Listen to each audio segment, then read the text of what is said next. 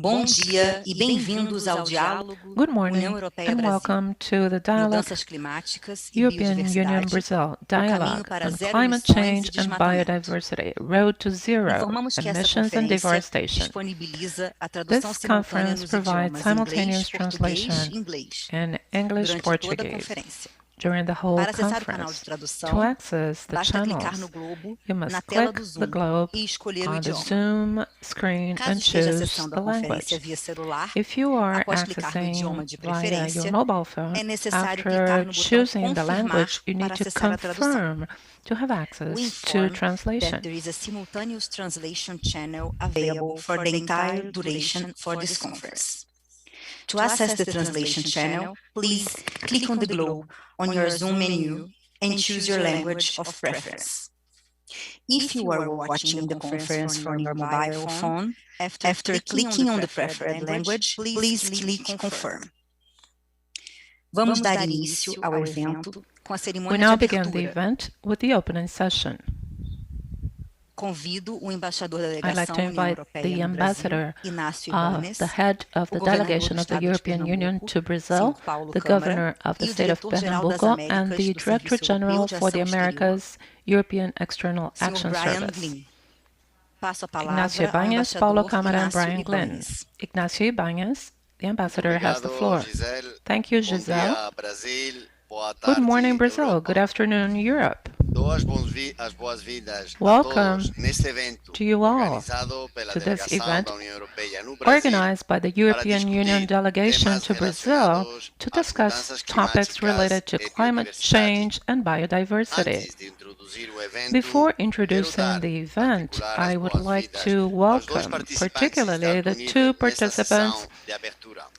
present here for the opening session. First of all, the governor of the state of Pernambuco, Paulo Câmara. Estou muito grato e honrado, governador, It is an honor, por você Governor, ter aceitado este convite. to see that A sua you presença accepted the aqui invitation. Your reflete presence seu here compromisso reflects com a luta your contra as commitment mudanças climáticas with e the com a fight proteção do meio against ambiente climate e seu change and the engajamento protection of the pessoal environment. It nas shows discussões your personal internacionais engagement nessas and duas commitment áreas. to these Em two segundo lugar, areas. And em secondly, representação do Serviço Europeu da Ação representing Externa, the European Union Diretor-Geral para as Américas, and Sr. the Brian Director Glynn. General for the Americas Embora European External venha Action Service, intervir Brian em Glynn. Bruxelas, entre seus Coming muitos from cargos Brussels, diplomáticos, amongst o his Sr. many Glynn foi diplomatic o embaixador da positions, Irlanda he was the aqui em ambassador Brasília. of E ele, de Ireland fato, to Brazil, falará em and he português. will speak Obrigado, in Brian, por Portuguese. estar Thank you, aqui. Brian, for Sua being here with participação us. mostra Your a participation importância que você is the proof continua a dar às relações of entre a your União Europeia commitment e o Brasil. of the importance Hoje, of the relations pretendemos between European facilitar Union o and Brazil. intercâmbio entre a União We wish to Europeia e o facilitate the Brasil interchange sobre a between melhor European Union forma and Brazil de today enfrentar about the desafios best way interligados, that we can face reduzir these as emissões de interconnected gases de challenges, efeito estufa, reducing greenhouse reduzir o gas desmatamento emissions, e proteger a reducing biodiversidade, deforestation, and encontrar protecting modelo biodiversity, econômico finding an que economic proporcione model crescimento, that will provide mas também growth, but proteja also o meio ambiente, protect the environment, encontrando o caminho para finding the garantir que best nossos mercados way financeiros to make sure deem that our preferência a financial atividades markets will econômicas prefer sustentáveis. sustainable economic Este será activities. o segundo This evento will be the que a União second Europeia such e event Brasil organized by discutem European especificamente Union and os temas Brazil, where mudanças these climáticas topics, e climate change and biodiversidade. biodiversity, will be No discussed. dia 14 de abril, On April tivemos 14th, intercâmbio we had frutífero a entre very o governo fruitful federal do event Brasil between the federal e a União government of Europeia, Brazil and the European incluindo Union, os governos dos seus including Estados-membros. governments of the member Poderão states. encontrar a sessão de You can find abertura the desse opening evento session of this no event canal YouTube on the da YouTube Delegação da channel União Europeia, of the com European intercâmbio entre os Union's ministros de delegation, Relações Exteriores with e Meio exchanges Ambiente between do Brasil, foreign o ministers comissário of Brazil europeu para o meio and the ambiente e o European ministro português do Commission meio and the ambiente. Portuguese Minister Foi of the bom Environment. debate. It was a good O diálogo discussion. entre The governos dialogue ainda continua. between Mas governments hoje, goes os on protagonistas till this não date. serão os governos Today, ou as autoridades. the main characters Este will not evento be the está nas governments. mãos This government is in the hands of experts and representatives from the civil society who know the problems in the field and the tools to face these issues. We're bringing experts from the European Union to share this experience with the Brazilian public and local experts. We are gathering those who work every day in the field to face these urgent challenges in Brazil. We, representatives from the governments, are here to listen to you and learn from you. In the first session, they'll be discussing long-term strategies to try and answer the following question. Do we really wish to decarbonize the economy by 2050? What does that mean for the transportation industry, for the energy sector, for the agriculture sector? In other words, how can we get there?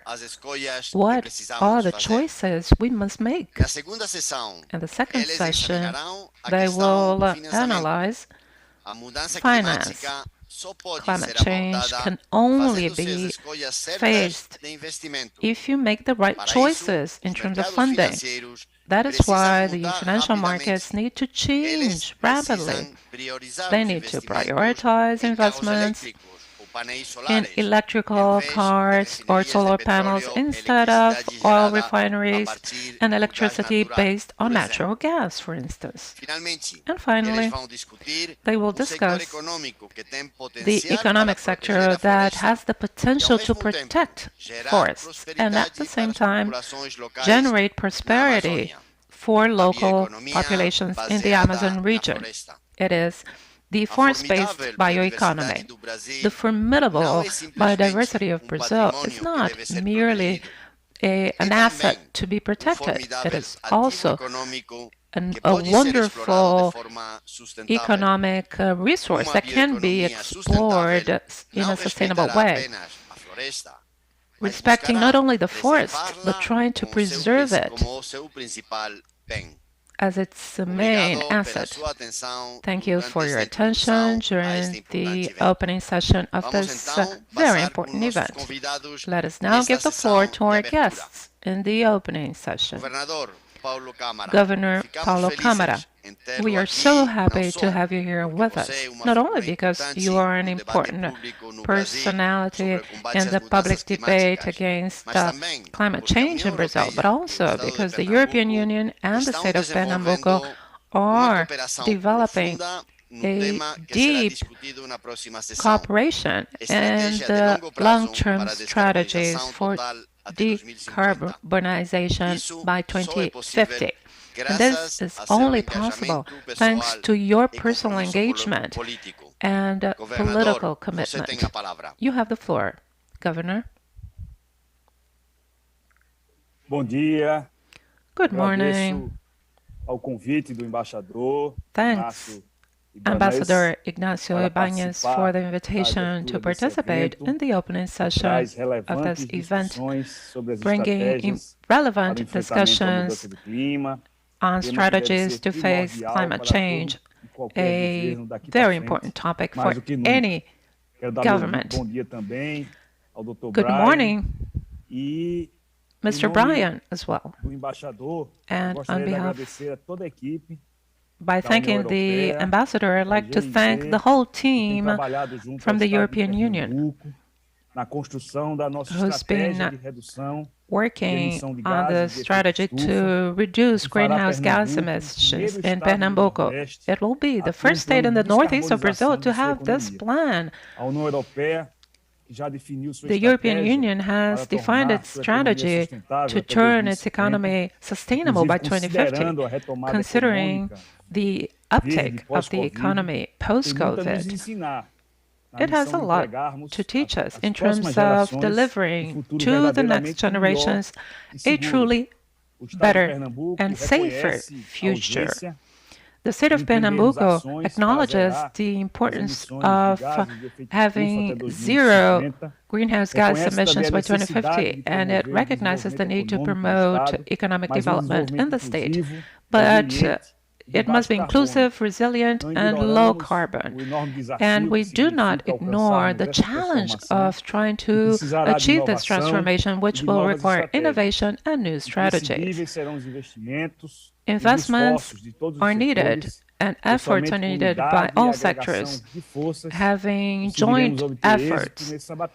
And we will be successful if we do it in this way. On the other hand, it is very healthy and advantageous to generate jobs and revenue and to improve the quality of life of all, protecting the environment and having a sustainable economy. We have a climate change policy since 2010 in my state, and since then we've been developing several actions and implementing them, trying to mitigate emissions and adapt the effects of climate change actions. In 2019, we prepared the first inventory of greenhouse gas emissions, and in 2020, even amidst the pandemic crisis of COVID-19, we built 4 thematic commissions with a list of actions to reduce emissions in waste, energy, change in the use of soil, and transportation.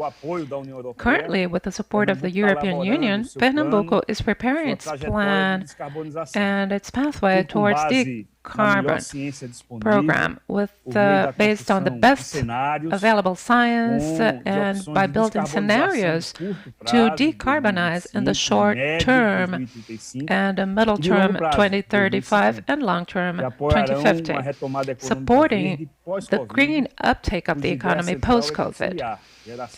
We wish to generate jobs and revenue with the lowest possible level of greenhouse gas emissions. We should also highlight that these developments will be supported by the Pernambuco Forum of Climate Change, which is a forum of participation of different sectors of the civil society and the government. It is essential to have a robust strategy for our state, which can guide our state in this low carbon program. I would also like to say that to guarantee quality of life and economic development in our state with sustainability, we must be concerned with protecting the natural ecosystems. These ecosystems are part of the uptake of carbon in the atmosphere, but also it mitigates the impacts of climate change. Our mission is not simple. We need to make much effort in that respect. In the case of Pernambuco, we need a state policy. This is very tough, and it becomes even more complex because of the central government insisting on backward policies. It would be much better if we could believe that the change in the Ministry of the Environment would mean a change in atmosphere, but that is not what it's shown in reality. Our country is a poor example. He left the government, but the policy is the same, and we are all astonished at it. So it is up to us, leaders of this region, to change. The Northeast needs to develop, and we chose to act instead of denying, so as to change around this horrible scenario shown by the deforestation and criminal fires and the weakening of environmental organizations. Our mission is not easy. We must fight.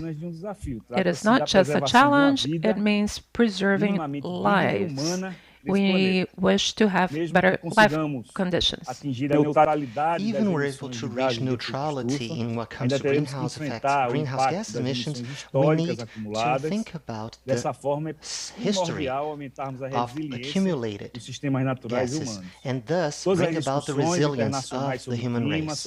All discussions on climate change and sustainable development of 2030 in terms of biodiversity conservation shows us that as a human society, we have não not levarmos em consideração faded. todos os lados dessa We need equação. to take into account all sides of the Já é senso equation. comum, It is não a teremos common sense progresso se as that we nossas have ações no não forem progress consequentes, if our não levarem em actions conta o meio do ambiente not e a lead to qualidade de vida das consequences. pessoas. We need to take into Atualmente account estamos no the caminho quality of life of importante e people. urgente We are de trazer on an essa urgent and important percepção, path essa to bring about conscientização this para as nossas awareness ações, to para a our prática. actions and put them Também já into action. constatamos que We para have also progredirmos realized that in nesse order to debate, cujo progress in this objetivo é a debate, construção de uma economia de in baixo which we're carbono, trying to build resiliente e an inclusiva, economy of é low carbon importante emissions, considerarmos the três resilient aspectos ones, we need to principais: take into account planejamento, three main aspects: financiamento e planning, inovação. finance, E and precisamos de innovation. metas e objetivos And we claros. need Devemos set and planejar com clear clareza, goals. We need baseados em to plan estratégias clearly consistentes and have que atraiam e consistent conquistem o strategies envolvimento de that todos os setores da allure sociedade. and E win esse over planejamento, para se every tornar sector of the real, society. precisa de investimentos. For that to be real, Investimentos we need investments. direcionados, Investment to redirecionados, be que privilegiem o directed and desenvolvimento redirected dessa economia to verde. develop Tudo isso, said green economy. evidentemente, sustentado pela força Naturally, all of indispensável da that, inovação. this needs to be Então, supported estamos by tratando the de um novo might modelo de of operar, innovation. novas Therefore, formas de it is a suprir new nossas model of operations necessidades. Se of não caminharmos juntos, catering to our com needs, ciência e and we need to inovação, work certamente não together, chegaremos a lugar and nenhum. awareness Na verdade, sem is tecnologia e something inovação, paramount.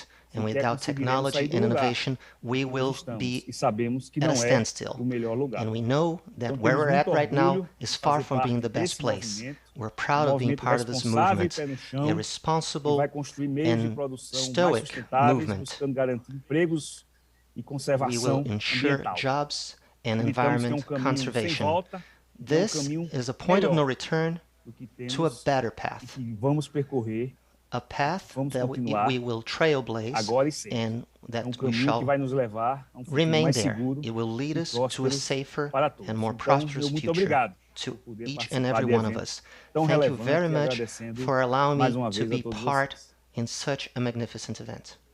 Muito obrigado, governador, Thank you, por esta Governor, apresentação tão for this interessante. very interesting Realmente, o presentation. estado de Pernambuco The e state você of em particular Pernambuco and tem-se you as well, certamente se posicionado I can na see vanguarda that you das are políticas on the climáticas do forefront Brasil. of the Parabéns. climate change policies in Brazil. Permita-me agora Congratulations. passar a palavra If you ao may, Sr. Brian Glynn, o now diretor-geral para as Américas do Serviço set the da Ação microphone Externa Europeia, to Mr. que Brian Glynn. apresentará a He perspectiva will da União present Europeia sobre este European duplo Union's tema de perspective, mudança climática shedding light e on this problem biodiversidade. on climate Brian, change por and favor. biodiversity. Brian, the floor is yours. Eu vou dizer a mesma coisa. Bom dia, I Brasil. will Boa state the same. tarde, Europa. Good morning, Brazil. Good E afternoon, Europe. obrigado, Inácio. And thank you, para mim é Ignacio. enorme prazer And it is such estar a de great volta, pleasure entre aspas, to no be Brasil, mesmo back, que seja air de quotes, forma in virtual. Brazil, even if Eu virtually. espero que em breve as I truly condições hope that soon epidemiológicas the me permitam epidemic voltar conditions a allow me visitar to o país. return Estou to the muito country. feliz de compartilhar I am really o glad palco to com be o able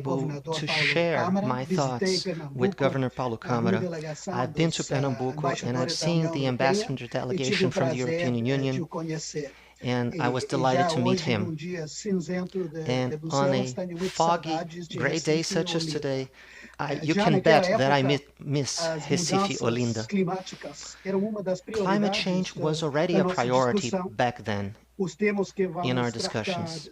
no evento de hoje The themes são we're going to fundamentais encompass tanto in para today's o discussions Brasil, are paramount para, not como only para to a Brazil, União but Europeia. also to the European E Union. tem sido objeto de intenso diálogo And pela this has delegação been da a União heated Europeia debate no Brasil nos últimos with the meses, European Union inclusive and com o Brazil governo federal.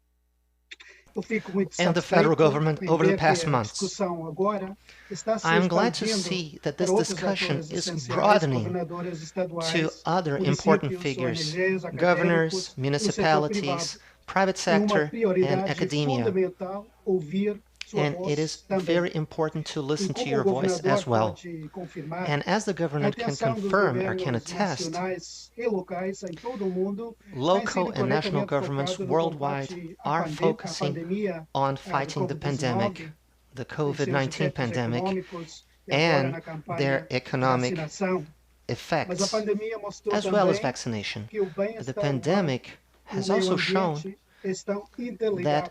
the environment is also e ainda mais interconnected to urgente that.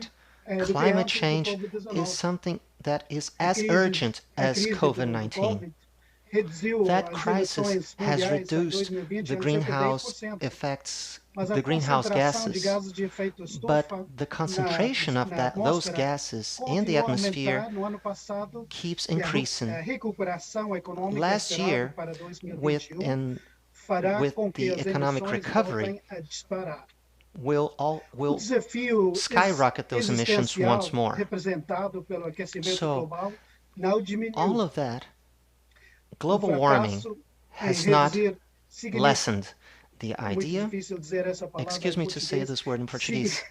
He's trying to say something that is meaningful, something to reduce in a meaningful manner over the next decade. And it will be almost impossible to meet the Paris Accords goals. We hope that the consequences of the pandemic will dim as time goes by and as vaccination increases. And this puts fighting the pandemic actually in a belligerent state against greenhouse gas emissions, because there will never be a vaccine for climate change. Global warming requires answers. Every country needs to invest in climate action. The main economies in the world, including the European Union and Brazil, have signed on to recent commitments to reach carbon neutrality and climate neutrality by mid-century. This, unfortunately, we can be close to reaching that less than 2 degrees goal, but it will be a hard goal to achieve. Now, there are very ambitious intermediate goals in order to reduce greenhouse gas emissions, as well as long-term goals. This theme will be discussed on the first of the 3 themed sessions of today.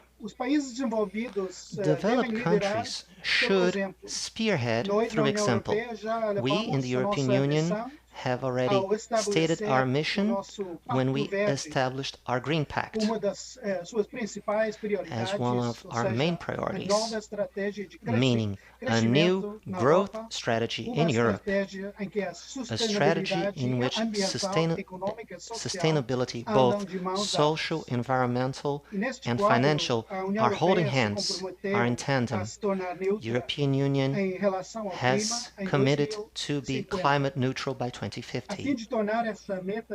In order to make that long-term goal something realistic, the European Union has adopted a new goal for 2030 in order to reduce emissions of at least 55% when compared to 1990. The new legislation will be proposed in June in order to ensure that this intermediate goal is met. Therefore, the commitment, the international commitment we are facing will follow the legislation and international planning. Amid the COVID-19 crisis, the European Union has taken unprecedented measures to achieve prosperity with our Green Plan. A 750 billion euros budget has been approved. Said plan over the next 3 years, 37% of that budget will be directed to actions related to climate. This is unprecedented, as well as the amount of assets that are being used in a different manner. Once that desired climate neutrality is achieved, that will lead to also a huge change in economies as well as in our lives. Naturally, all countries will keep seeking prosperity and job creations. There's no contradiction between growth and climate change, as well as there is the association of growth and climate change in Europe. In 2019, we were able to reduce emissions in 23%, and we grew economically by over 60%. This dissociation needs to be more intensified in the European Union as well as worldwide. This shall be done by more rapidly implanting the technologies developed through innovation.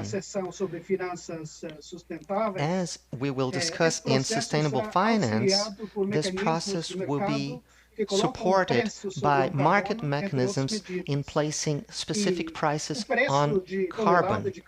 The tolerable price of carbon in the European Union has rapidly increased recently, from €5 in 2017 to over 30 by early 2020 and over 50 by May. This has already had a very positive impact investment-wise, especially in terms of renewable source of energy. Brazil has a huge potential to try and dissociate, and your energy matrix is much more sustainable, and this has shown clear economic opportunities for growth. Therefore, the hardships that are attached to climate change also represent hardships against. Brazil needs to build new capacities. If Brazil faced and takes that seriously in emission reduction, priorities should be given to renewable sources rather than fossil fuels. The current structure, the current fossil fuel structure, is quite dangerous. These are not meant to be lost assets over the next few years. Brazil has a huge growth potential in renewable energy, and not only that, new jobs are to be created. In sad change and struggle with climate change in Brazil, a lot needs to be done in terms of deforestation. Data collected over the last years has raised concern, and recently there is unfortunately a negative concern. Right now, in Europe, deforestation is concerning investors as well as governments themselves. In that sense, the European Union has satisfactorily agreed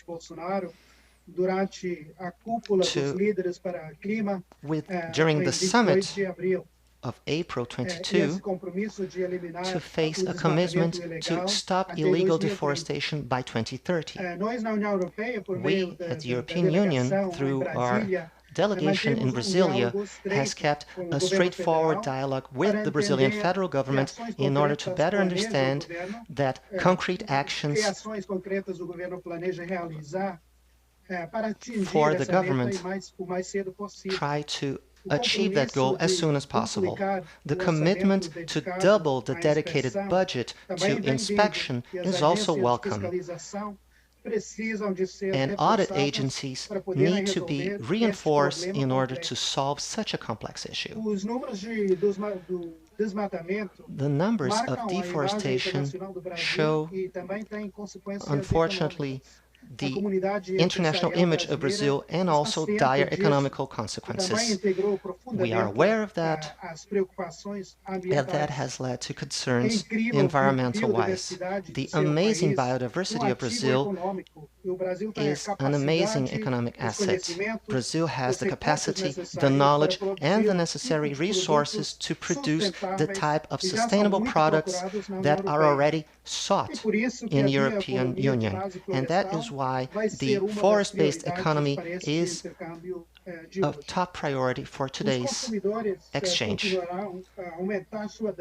Consumers will keep increasing their demand for set products, and regulations will keep contributing to place them as a top priority, as they are building hurdles for non-sustainable products. Ratification of that agreement with EU-Mercosur, aiming for high standards of sustainability as well as high taxation for non-sustainable products, reinforces that tendency. This would also put Brazil in a better position as other countries in different regions to compete in that high-quality sustainable product market. This offers a huge opportunity to Brazil as well as for the region to prosper,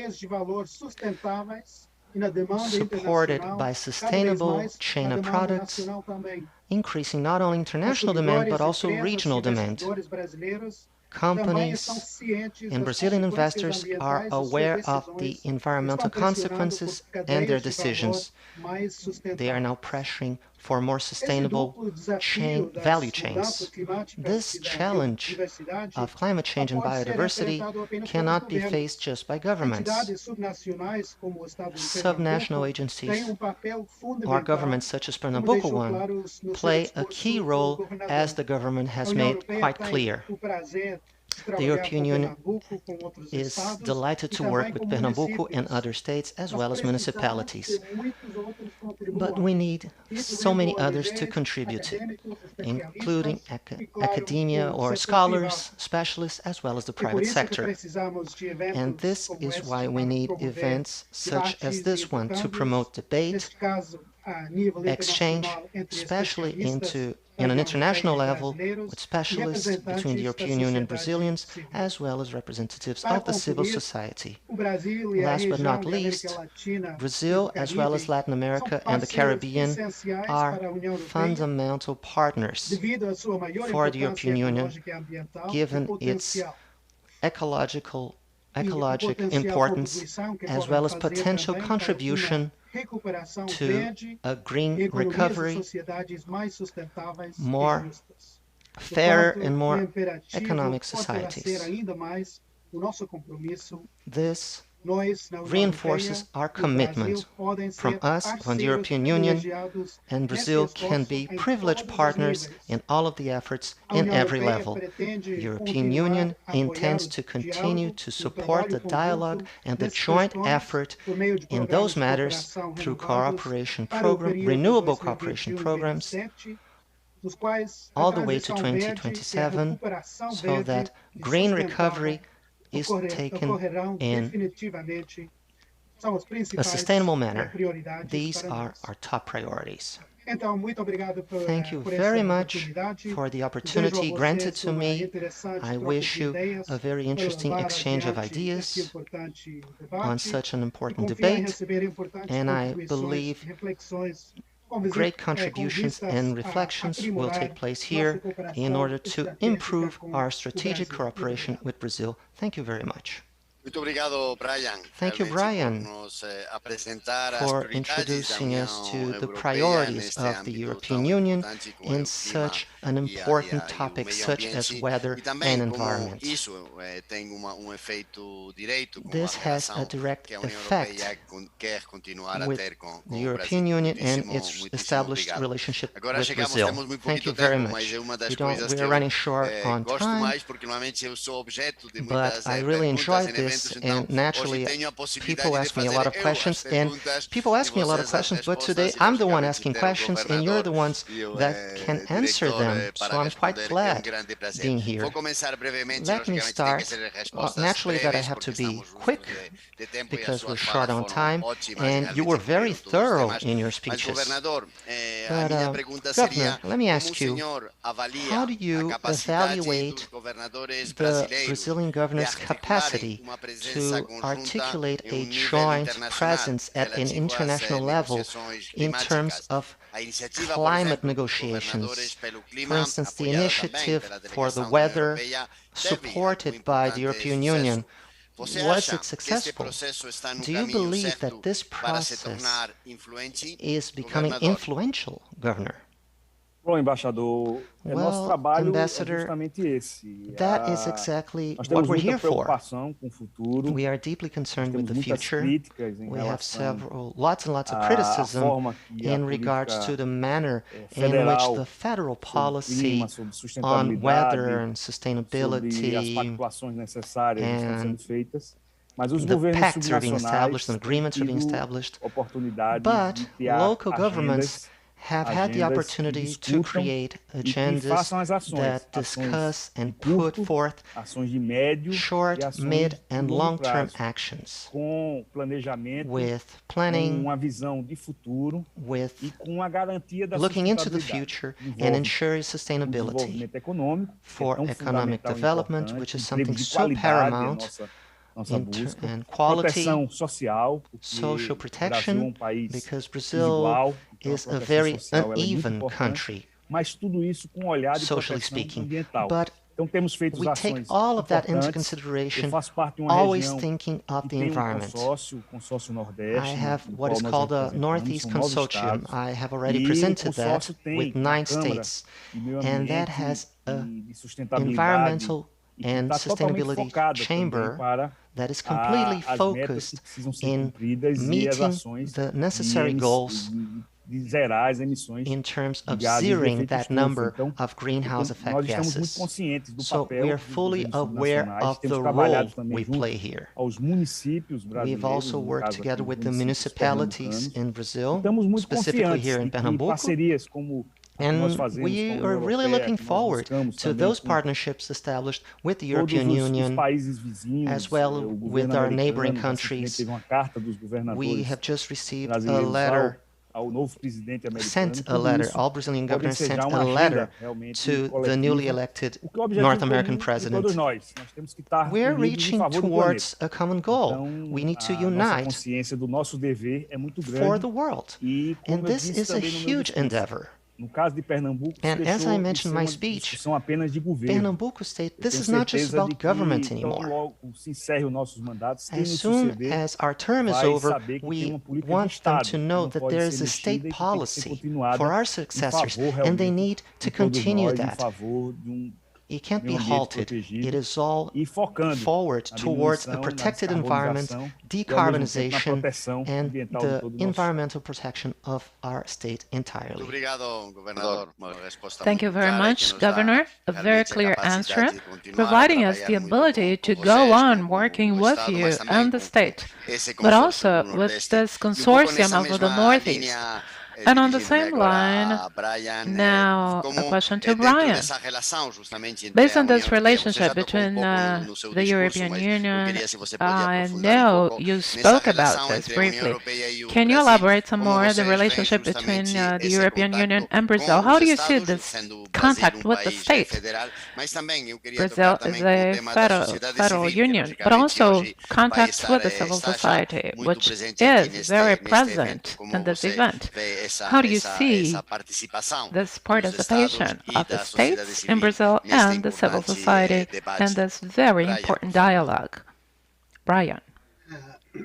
Uma pergunta, se calhar mais simples, mas Well, também this is a importante. very important issue, of course. Porque acho que fora do Brasil I think é muito that pouco outside conhecimento of Brazil, do que é o sistema federal people do not brasileiro. know what the Muito federal pouco system conhecimento is de in como Brazil. funciona o Brasil. Little is Fora do known Brasil, tem about essa imagem de que what tem o or how presidente Brazil que é works. todo poderoso They just e know there is qualquer brasileiro an sabe que almighty o Brasil, president. nesse caso, They tem know that todas Brazil is essas complicated entidades subfederais, with all os these estados, os sub-federal municípios, uma entities, sociedade states, civil municipalities, muito desenvolvida e a também very instituições well-developed muito civil fortes, society, também, and also como é o caso strong do organizations Supremo Tribunal Federal, such as por the exemplo. Supreme Court in Brazil. Dentro desse marco, Based on this eu acho framework, que I para believe embaixador that da União Europeia, for a seria European Union impossível ambassador, fazer it would be trabalho impossible só se to work limitando aos contatos com o based governo only federal. on Hoje é federal muito bom government exemplo contacts. de como nós, como União Today, Europeia, this is a very good tentamos example of how we as European Union trabalhar try to work not only with federal institutions, because it's very easy to be contacted by Brasilia. As of the capital, it has work enough for 10 lives. For us, it's important because it represents the way in which we do our job in the European Union. We do not contact only the government institutions, we talk to other organizations as well, from the civil society at large. There are events that sound contradictory, but they all represent the hope of a better future in Brazil, because they do not have all the power in their hands, they do not have all the power in the parliament and the states. It is a shared power. And therefore, there is a possibility to face issues such as climate change. Even if Brazil had the best federal government in the world, still that would not be enough to face all issues regarding climate change. And the same is valid for the European Union.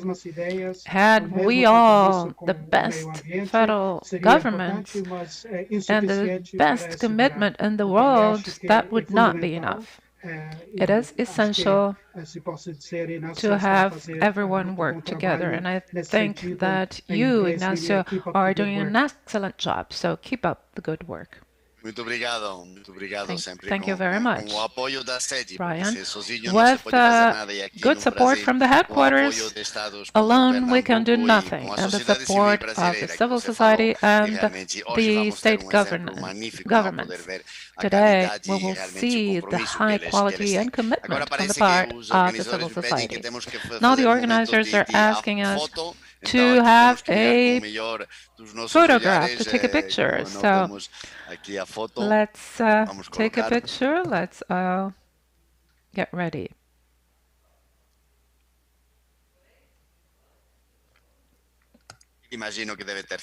I believe they took the picture, so thank you so much for your participation and your excellent contributions.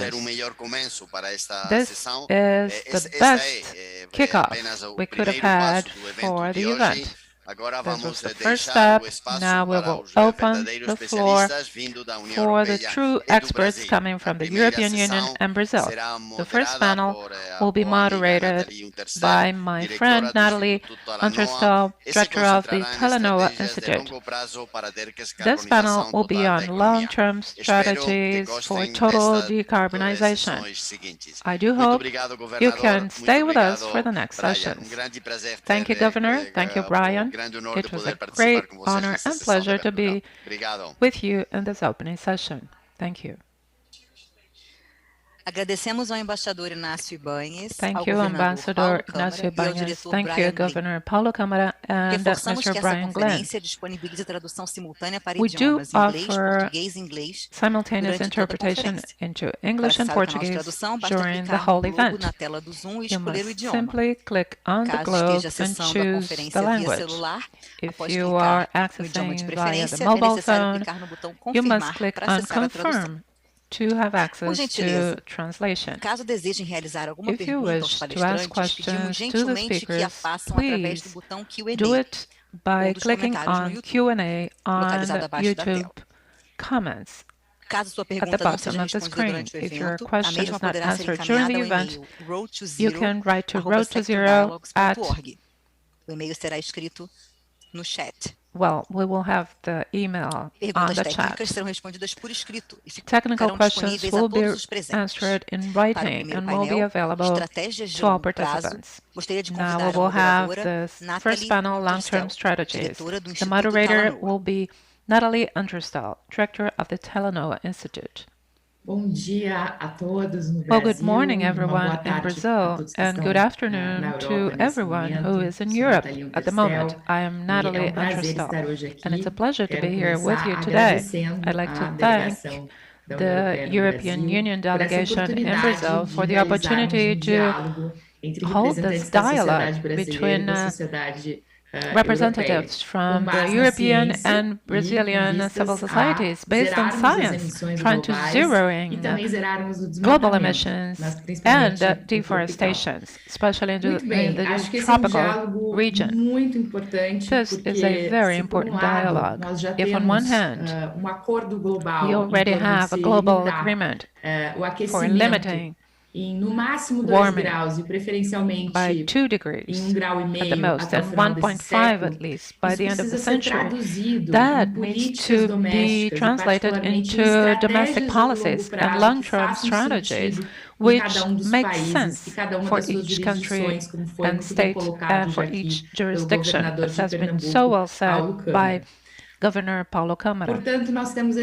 That is why we have this challenge all over the world, in all different jurisdictions. And our challenge in this panel is to elaborate on the different challenges and characteristics of such processes and how they are being established and faced in different regions, what they mean, and the different choices that must be made once decarbonization strategies are adopted. For the panel, we will have 3 great experts, 3 speakers. They're already with us. I will briefly introduce them and then explain how it will work. I will begin with our French guest, Frédéric Guercy, the researcher from the International Center for Research on Environment in Paris. Welcome, Frédéric. It's a pleasure. Frederick has been working with hybrid model, bottom-up, top-down, between economy, the environment, which he applies to develop equity and efficiency in climate and energy transition projects. He is working on macroeconomy of climate funding and the distributive impacts of the French strategy of low carbon and transfer of the human clean method for international partners in this network, which includes 11 countries, including Brazil. Welcome. We will also have Professor Emilio Lebre-Rovere. He is a professor in the energy planning program at COPE, the Federal University of Rio, where he is the coordinator of the multidisciplinary Center of Integrated Climate and Climate Change Studies. He has been, since 1992, part of the Intergovernmental Panel on Climate Change, IPCC. He's also a member of the group of scientists who received in 2007 the Nobel Prize together with Al Gore, and he was part of the Commission on the Carbon Pricing, and he is very much involved in the discussion processes here in Brazil also about decarbonization strategy. And finally, we will have Roberto Kishinami, the coordinator of the energy portfolio Clima and Sociedade Institute. He's a physicist with expertise in climate. He was a bank consultant and also consulted in energy sectors and legal offices for 15 years. He was a director of Greenpeace in Brazil from 1994 to 2001, part of the Action Aid Council and Institute of Energy and Sustainability, and today he is part of the portfolio trying to do the energy transition in Brazil. Welcome you all. It will be a pleasure to have this discussion with you. It will be organized in the following manner. We will have the presentations, beginning with Emilio, then Frédéric, and then Roberto Kishinami, and then we'll have a discussion amongst the speakers and with the public. So questions are welcome from the public. Please do send your questions via the Q&A or chat. Before I give the floor to Emilio, I would like to contextualize what the long-term strategies are and the context in which we are today. In the Paris Agreement, celebrated in 2015, there was an article asking member states, the signatory states, by 2020 to present to the international community their long-term strategies for resilience and decarbonization.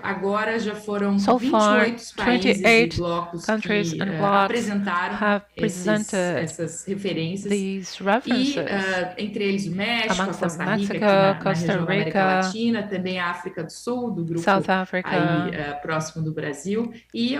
and the European Union, and several European countries, including France. Brazil has not presented it yet, unfortunately. There are 131 governments, national governments, who have committed to the zero target, liquid emissions by 2050. We have Brazil and the European Union with such targets. Brazil has included that in its new climate commitment presented in this last December. The Brazilian president in the Earth Summit in April also presented that, saying that we are committed to this target by 2050 of carbon neutrality, but this has not been formalized. So what's on paper is what was presented as an indication for 2060.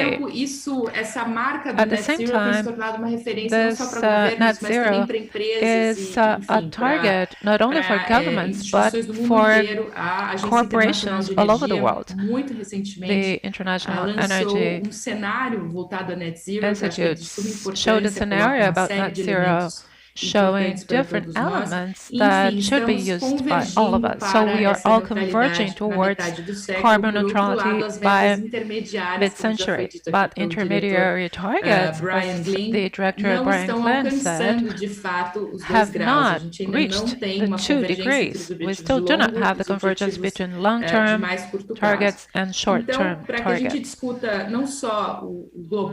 So that we can discuss not only the global issues, but how we can have advanced domestic strategies allowing for acceleration towards net zero. I'd like to invite you to make your presentations, and then we will discuss these strategies. And also, let us see then our European counterparts, what they need to take into account to grow, develop, and decarbonize. So I will now give the floor to Emilio. He will have 10 minutes. Good morning, everyone in Brazil, and good afternoon to you all in Europe. First and foremost, let me thank the European Union as well as Natalie for inviting me to be here today, chatting with friends in such an interesting panel. When it comes to developing countries, such as Brazil, what truly matters is sustainability of the social, environmental development. Without that, this is just not possible. So what we're actually talking about is to implement, to formulate and implement development strategies with low emissions of greenhouse gases, tending to zero by mid-century. Brazil currently emits about 1.5 billion tons of greenhouse gas per year. This is equivalent to carbon dioxide, CO2. Brazil has all the means to have a major retake into its social and economic development in such a decade that has been aggravated by the pandemic, as well as a sharp drop in terms of productivity of the economy. That has actually started in the 80s. Now this is an opportunity of an energetic transition worldwide. In Brazil, we know that this begins with our green canopy and forest resources. Out of that 1.5 billion, Brazil was able, between 2004 and 2012, to shed 1.1 billion tons per year, and our gross national product grew. Our soy production grew, our meat production grew, sugarcane, and naturally alcohol from that. We have all the means to produce products from an export agribusiness in a sustainable manner, as well as reduce those emissions. So we know that in Brazil, that starts with illegal deforestation. Zero. We need to reach zero. If we got that in 2004 all the way to 2012, how did we manage to get there? Forest code, audits, joint operations, intelligence, the ministry, IBAMA, federal government, as well as economic tools. Providing a farmer credit works. Credit is something public. So what we were able to do is for people to obtain loans for public finance in good conditions, those who are conforming to the forest code and the environmental legislation. So we already know how to get there. Another point, to make the forest-based economy something dynamic. So we're talking about planting in public forest areas, respect the conservation units, and when we're talking about public land, we're talking about huge pieces of land that are not being used. We need to occupy those in a sustainable manner, provide them with concessions for private initiative to exploit it in a sustainable manner, and therefore make the forest-based economy something dynamic that will contribute to said goal of preserving Brazilian biodiversity, as well as making the most out of Brazilian biodiversity assets. Bioeconomy is the future and is meant to be part of our culture. So this is not just about fast growth forests for paper and pulp and wood, but we're talking about preserving native species, and not just in public land, but also in private land. We need to respect the forest code. The rural accreditation needs to end. The plans need to be reinforced, and those also need to be financed by means of carbon footprint. As for the economy when it comes to the industrial and transport sector, as well as domestic sector and services and the like, it is paramount to establish a cost of carbon, price of carbon. What does that mean? Reducing and eliminate subsidies of fossil fuels in Brazil. To have heavy fees on the fuels and transport and power generation that are fossil fuel originated, also for the resident and service sector, and to implement into industry a commercial quota system. Therefore, we are flagging something, showing that the market needs to go after low carbon emission solutions. And the industry is certainly able, because we have that potential. Because, energetic efficiency drastically increase. Renewable energy, I'm talking about biomass, solar, and wind power. These are renewable, these are clean. We can certainly, through that, create the economic means that are already competitive in several cases. Several times it is low cost, and the industry can help the finance of the forestry sector, as well as the recomposition of the native green canopy of Brazil. From a financial standpoint, I believe that it is very important to understand something. When you're establishing prices in carbon, you do not want to increase the amount. I'm not talking about just increasing supervision. I'm not talking about increasing the cost of diesel. This will only increase diesel 10 cents per gallon, per liter. We've been studying that for over 15 years, not only with specialists on academia, but also with a permanent dialogue with specialists in the productive sector. NGOs need to formulate that strategy. And with costs for less than $10 of CO2 ton equivalent ones by 2025, $20 by 2030, within the recommendations of that commission that Natalie referred, the Stiglitz-Stern Commission, to institute a gradual flagging of the market, showing we're going with low values, but this is a long-term commitment. We're showing it will increase. Carbon will become more expensive, and this is paramount. That does not mean that the amount of fees will increase in Brazil. Revenue of fees over power and energy, which are commercialized in the industry, can and should be recycled for the economy. How's that? By reducing social fees in order to stimulate the creation of jobs. For low-income population, checks for carbon, for those for the less fortunate.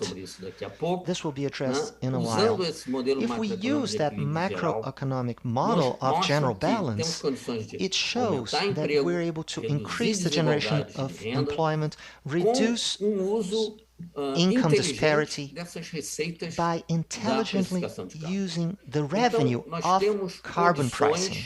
Carbon emission pricing.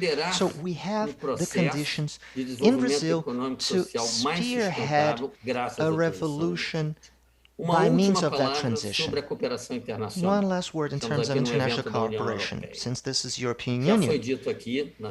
As it was stated before, it is paramount to lead by example from those developed, industrialized countries that are decarbonizing their economies, that are preferring to have low carbon footprint products, but there also is the financial matter. Financial flows are paramount for developing countries to make the most out of the opportunities which are available to them to build an infrastructure, a low-carbon infrastructure that is yet to be built with an adequate flow of assets and resources in reasonable means. Naturally, there are risks involved in those investments. Countries and governments of developing countries need to do their homework to mitigate those risks. However, it is fundamental to have the cooperation, not just of a green fund for weather and finance mechanisms, but we're talking about billions of dollars. What we're going to need when transitioning the energetic matrix, we're talking about trillions of dollars. So the resources of the so-called climate finance needs seed money. Money that will leverage and channel more investment of private investors, pension funds, institutional directors in agreeable risk with decent rentability, because those risks tend to be smaller in developing countries, and those numbers are low in Brazil. So G7 central banks need to mobilize. G20 need to mobilize. Weather financing clubs should work together with those central countries and our central banks to come up with funds of public warranties in order to mitigate risk. Because when push comes to shove, what we will truly need is proper funding conditions. Because believe me, we do have the opportunities. They are out there. We have already shown the world that, and we have everything that it needs to make it happen. But we need to switch everything that is currently going on in our country over the last few years when older policies have been discontinued and nefarious new policies were put into place. And we need to be crystal clear about that. We are going the opposite way of progression. We have all the means to fight that. We should be using the energetic transition for a more sustainable transformation in Brazil. Thank you. Thank you, Emilio, so much. I will directly give the floor to Frédéric. He will speak in English. If you need translation, you can click the button at the bottom of the screen. Thank you very much, Natalie.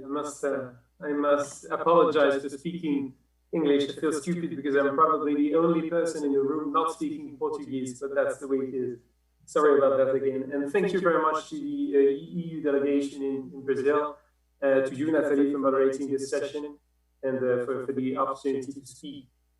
I'm speaking on my behalf. I have to stress that because some of the opinions that I will present may be a little provocative, and so I want to be clear about this from the start. So I was thinking of focusing more on the, I would say, on my technical expertise, which is really on the modeling of the energy transitions, as Natalie was kindly underlying.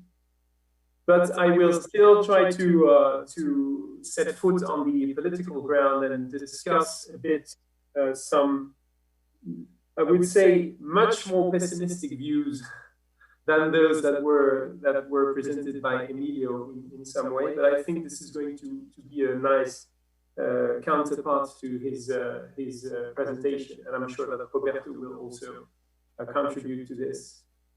So yes, I wanted to stress actually three fields of tensions that are, I would say, seriously impairing the development of climate policies at this start of the 2020s, and this is some concern to me, and this is something that I want to share with you and see how you can react to it. The first tension would be between the long and the short term. So we have already had some elements of this in the discussion, both in the introduction by the ambassador, and the governor, and Mr. Glynn, and then in also Natalie's introduction and in Emilio's presentation. So we have those long-term, I would call them visions of carbon-free, clean, inclusive economies.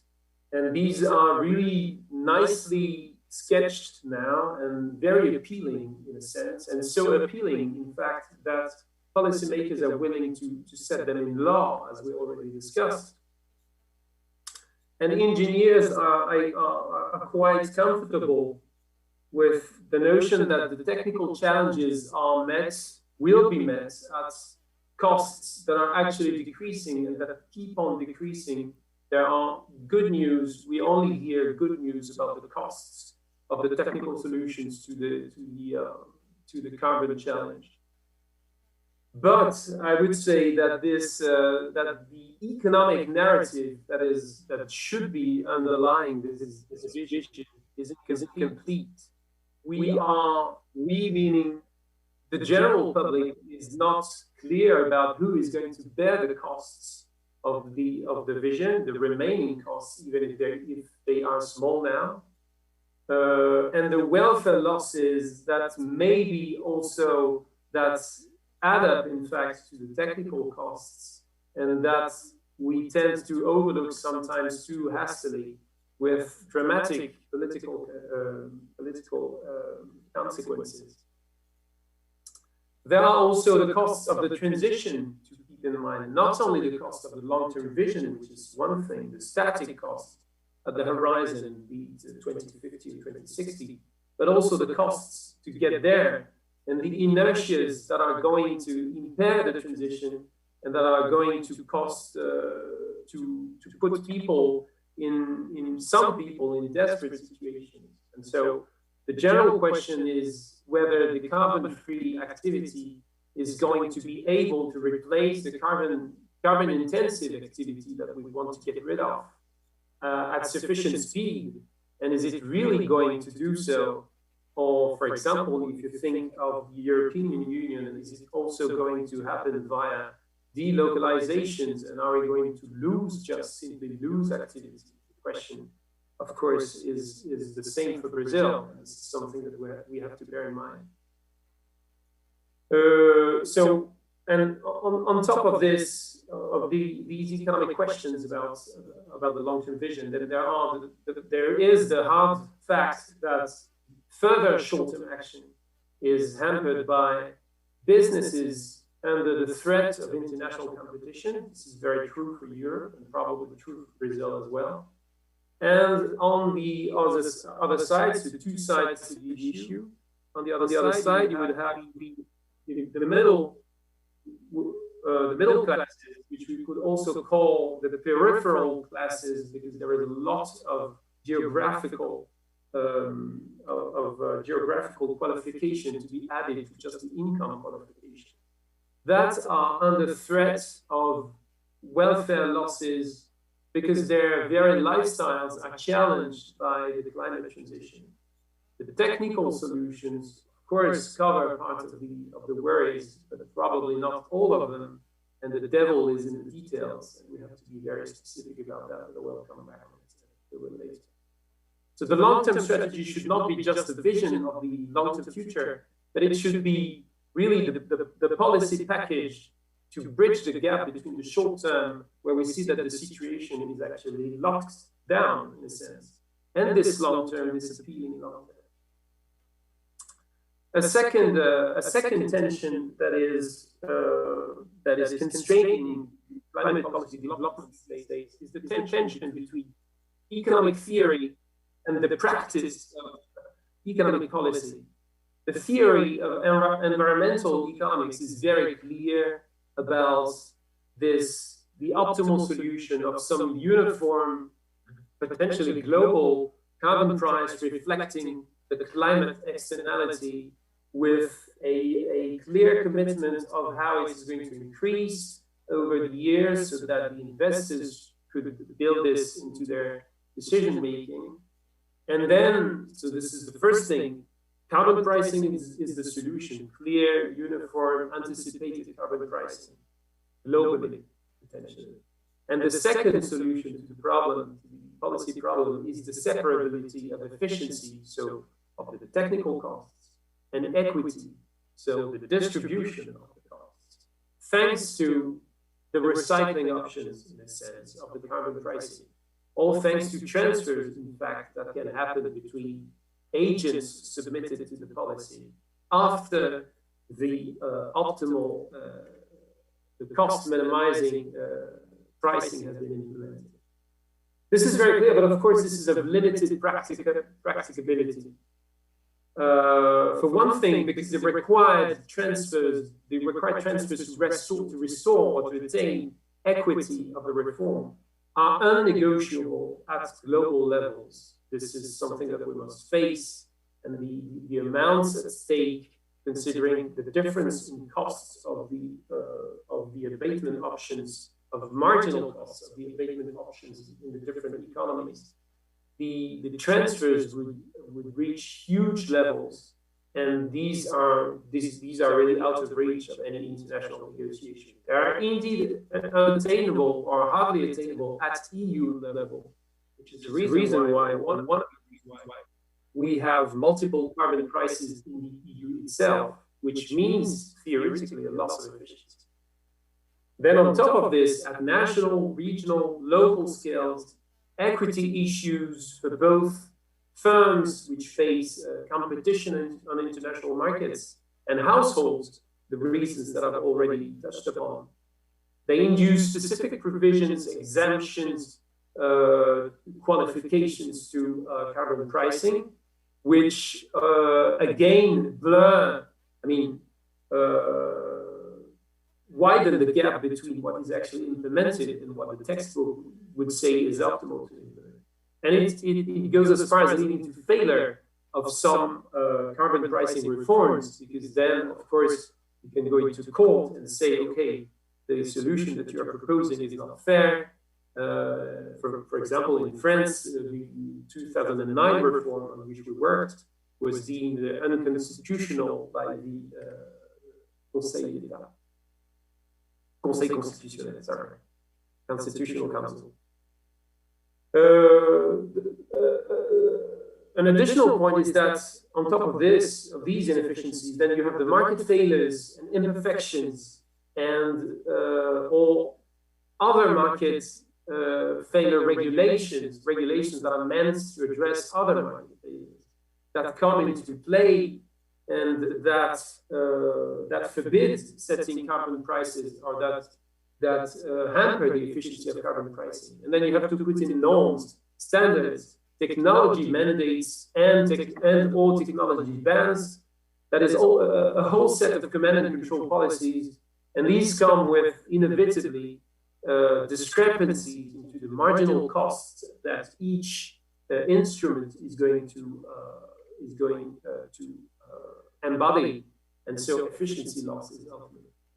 So the second tension between economic theory and practice requires addressing. The third tension that I thought about is between the real and the financial economy. And it's something that we hear a lot about these days, and it meets some of the points about finance that Emilia raised. So we have a real economy that is under dire stress, let's face it, everywhere around the world, in some countries more than in others, but since I would say 2008 and 2007, and before that actually, we have faced difficult times. There is this question of a secular stagnation that is occupying macroeconomists. Where are the next productivity gains to be found? Will they be socially acceptable? Is the IA going to help? The IA development going to help? Is the 3D printing going to help? Or are these two going to destroy too many jobs? And so are they not really the solution? This is something to be debated. Then we have, of course, geopolitical tensions that are building up and that are raising obstacles to trade. And we know that this is not good for the economy. And then on top of this, we have the COVID shutdowns and the lockdowns at staggering economic costs. And we wonder what happened to cost-benefit analysis. This is very provocative to say, but this is my feeling as an economist.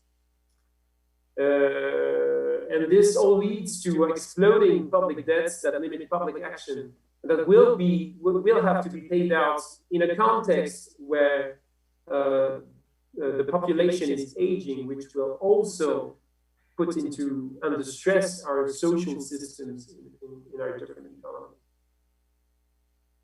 And then on the other side of this tension, you have the financial economy that is swarming in liquidities after the quantitative easing of the major central banks, which never found their ways to actual consumption, as we saw.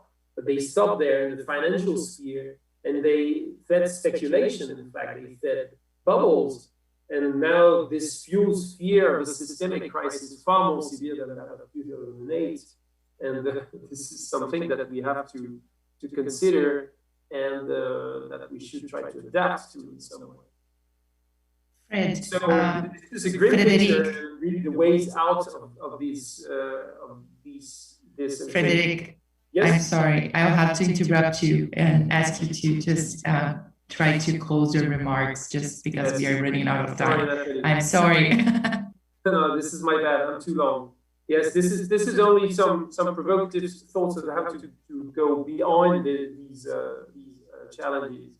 And so one first dimension is the question whether we should accept the momentum from unilateral to multilateral governance and partially fall back on some regional national positions to simultaneously temper the inequality concerns and the carbon leakage issues, or can really social and environmental sustainability be built into trade agreements? This is something that Mr. Glynn underlined. A second point is that maybe we need to acknowledge some of the limits of market liberalization and also keep or restore public control on energy, transport, health infrastructures, rationalize planning, avoid incentive overlaps, windfall profits, and to shortcut market failure. We also should consider setting up industrial policy to allow localizing low-carbon activity, if not foster the emergence of low-carbon champions, as Emilio was pointing when discussing the agribusiness in Brazil. And then, of course, there is the finance issue, and we certainly need the guarantee mechanisms that Emilio was discussing to direct the investment out of the financial sphere into green growth. And then the last point is to focus policy analysis on acceptability issues. This is really important. We know that recycling the carbon pricing proceeds is key to the fair distribution of policy costs. It could even lead to gains, as Emilio was also underlining. And governments must resist the temptation to keep the money, and they must accept that they should recycle it. And then defining the fair transition requires really eliciting the welfare losses beyond the direct technical costs, and also beyond the income dimension. There are what we call horizontal inequalities between very different situations that the policymaker must take into account. I'm sorry for being so long. Thank you very much. Obrigada. E Roberto Cristina, eu passo a palavra direto a você, and depois now a gente engaja I'll no leave it directly debate. to Mr. Roberto Kishinami, Obrigado, and then we can obrigado, move on to the Nathalie. debate. Quero começar Thank you, agradecendo Nathalie. a Let me start by oportunidade thanking you criada pela União Europeia no Brasil. thanking you as well as the European Union for giving me the opportunity, Embaixadores Inácio e do as Brian, well as e the também a ambassadors, presença Inácio and do Brian, governador as Paulo well Câmara. as Certamente Governor Paulo Câmara. A nossa liderança Certainly na questão climática no such nível a leader nacional. in a national level when it Agradecer comes to também aos climate colegas change aqui, né, pela oportunidade do issues. debate, então, I'd also like to thank e my a fellow você, colleagues Nathalie, for pela being here on the participação debate, competente. as well as naturally you, Natalie, for being so competent in your No nível craft. nacional, não é segredo, nós estamos com On a national baita level, problema, né? Porque it goes without saying, we o know governo não é that só we face negacionista, dire mas straits. ele é It's not sistematicamente just a uma government that denies força, so many na verdade, things, de but it is carbonização also a da powerhouse economia when it comes brasileira. to carbonizing the Brazilian economy. Evento recente, A que é, por recent exemplo, a event that aprovação took do place, which took place with contou, na verdade, Congress, com o governo e mais that actually os parlamentares, had que an agreement with the chamada government base aliada, as well as the centrão, allied etc., base, or what people call the aprovou a center, inclusão na have matriz approved the elétrica inclusion of the brasileira, electric 8 matrix gigawatts, 8.000 of megawatts Brazil, de 8 térmicas a gigawatts gás, né? from E thermal que uma gas boa parte energy. deles tem que ser And colocada, então, the pela lei majority of aprovada, it, according em to lugares the que legislation, não tem gás, needs to be placed in places where não tem there is consumo no local, gas, no local e consumption, não tem linha de transmissão and no power lines capaz de escoar that essa are able necessidade. to actually Do ponto de vista de divert that planejamento yield. energético, é So in total terms of contrassenso. energetic planning, it goes against every rule in the algo book. que It alguém is olha e something diz, that "Esse somebody will look at país that and perdeu say, o juízo", this country has né? gone bonkers Definitivamente. for good, Porque está contratando aqui, de because lado, they are no fundo implementing, vai ser uma dívida, actually, uma coisa da not ordem well, they're implementing a 80 huge e debt. tantos bilhões de And we're reais talking que vão about para over os 80 billion consumidores Brazilian de reais eletricidade. that will be redirected E to do outro, energy contrata producers. uma emissão And on the other hand, pelos próximos they are implementing 30 ou an 60 emission for the anos, next né? 30 or de 60 gases years de efeito estufa of numa greenhouse quantidade que é effect absurda, gases uma coisa que varia on entre a 25 behemoth a level, 28 milhões de 25 to metros 28 cúbicos por cubic ano, meters né? Só per dessas year térmicas. from those thermal plants alone. This, to me, is a prime example of the situation we face right now, or where we're at right now. Not only all the forest issues in the Amazon area that I cannot go over right now, but there are so many people who are much more competent than I to address this later today. But anyhow, on the energy sector alone, we are seeing a retrocess, a setback. And this will come at a cost, and we'll have to reverse that.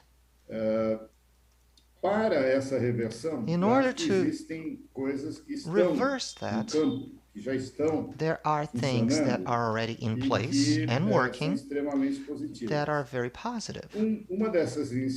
One of those initiatives, from my standpoint, is the initiative from Governor Kliman that is represented here by Mr. Paulo Câmara.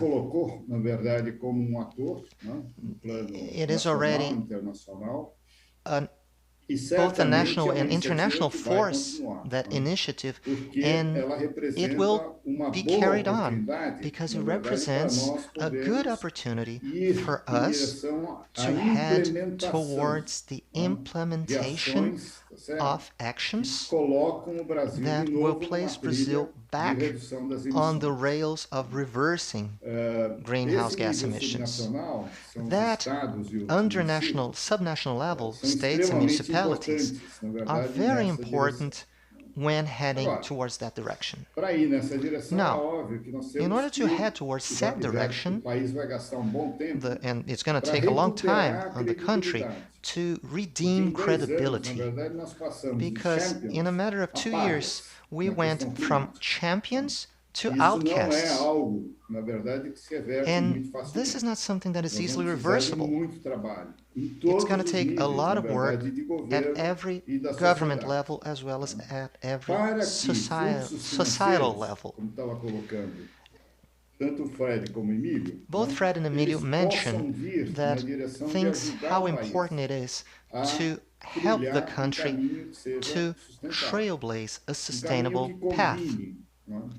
A path that will add the overcoming of historic debts that we have, such as extreme social inequality, something akin to the number of 40 to 60 million individuals that are living below the poverty line, together with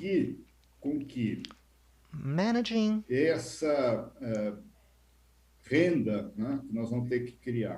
to create an income through sustainable activities, to have a perspective for the next decades to come.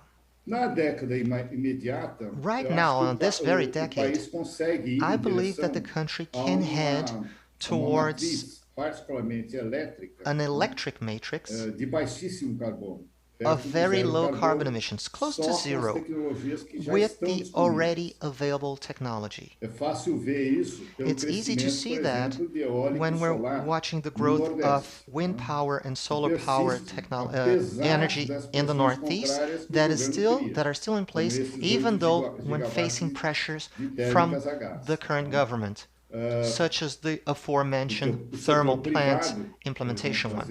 The Brazilian private sector that can directly buy that energy is only purchasing solar and wind power. So this is but a sample of the possibilities that we have to thrive. If we carry this forward over the next decade, then an investment on such things such as green hydrogen are important, because the sheer abundance of natural resources that we have in Brazil, allied with the fact that renewable energies are already quite cheap. We're talking about $20 per megawatt hour. This enables us to plan green hydrogen development for the next decade, in which Brazil can be a supplier, not as hydrogen as a gas, but of hydrogen inside electro fuels, such as kerosene, as well as other products with greater value. This can truly generate new jobs with quality and integrate different regions, such as the Northeast, for the best place for generating power, and also a great producer of biofuels, but you have an abundance of biomass in other areas of the country. This enables us to come up with a plan in which a single element, such as green hydrogen, can yield benefits throughout the whole country. Now, having said that, not only have those possibilities, but we need to begin to face inequality, poverty, as an opportunity. At first, I believe that when we're transferring income, and that's when the matter of putting fees on carbon come into place. So the income transfer of the superior area to the base of the Brazilian pyramid is an immediate growth factor. When you're transferring that, you are creating means of consumption. People are able to consume goods. Naturally, over time, we need to offer health and education, quality services. And if we're able to do that for 2 decades, I truly believe that we can change the whole social foundation of Brazil. Now, if we are to do that over the next 20 years, we need state policies, just as Governor Paulo Câmara mentioned, things that will endure and that will remain even when faced with different governors. Because, as we've seen, it is always possible to worsen. It is always possible to become worse than already is.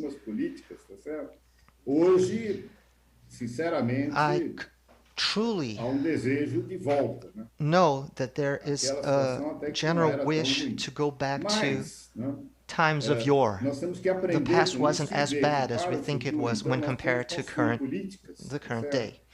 So we need to reinforce policies that are rooted in society. And that's when I'd say that the Brazilian civil society, even though it's quite diverse, and it has some type of strength, it still needs to grow, it still needs to be empowered. And that's why every effort is welcome. We have several good assets here. We even have role models here of things that we're able to do and to accomplish. And we're surrounded by them right here, right now. Here's an example, SERRE. It's a system for estimation of gas emissions for the causation of greenhouse. And this was created just to complement what the government was already doing. The government was able to come up with those estimates every 3 or 4 years. So the idea of having a preliminary estimate, a yearly one, ended up becoming the single reference that we have today in order to check to see what are the actual Brazilian emissions. And there's also an effort of the civilian society. Just like that, we have other examples. In terms of deforestation, we have alerts. Those alerts are made by INPE, even though the federal government came crashing down on INPE. INPE remains there. And you also got alerts from Amazon and other there on behalf of the Amazon forest. Like I said, there is a myriad of events of said magnitude. But I believe that we can, as a civil society, and this is what Clima and Sociedade Institute is betting on, we can build a role model for the future. Putting together what you mentioned, Natalie, a long-term strategy with a system that from this point right now is already a reference, a role model to the civil society as well as the private sector, as well as governments, mind you, in a subnational level, a role model to be an NDC of society, an element that matches a long-term wish in general terms, and by general terms I'm saying zero emission as fast as possible, as quickly as possible, together with projects and initiatives that lead us to overcoming those already mentioned inequalities and dilemmas that we face. I truly do not see that many hardships when it comes to the private sector. What the private sector needs to do is, one, take over control. Without control, the tendency is to remain as is, and clear incentives, sustainable incentives, to things such as low carbon. Right now, this is a hard task to accomplish because the government is sending mixed signals. The government both supports creating a market in Brazil for reducing emissions, but also sustains a strong incentive to fossil fuel usage. If you just look at the 10-year plan for 2020 to 2030, the national plan is showing a total investment of 2.1 trillion Brazilian reais. But 1.8 to 1.9 trillion Brazilian reais out of that investment is geared towards oil and gas. So this is a clear signal of where the government is actually investing on. Last but not least, this is geopolitically related. Roberto, I also have to ask you to wrap up in under a minute so that we can stick to the schedule. Yeah, sure. Out of the 8 gigawatts out of the thermal plants, thermal gas plants, where is that going to come? That's going to come from American fracking.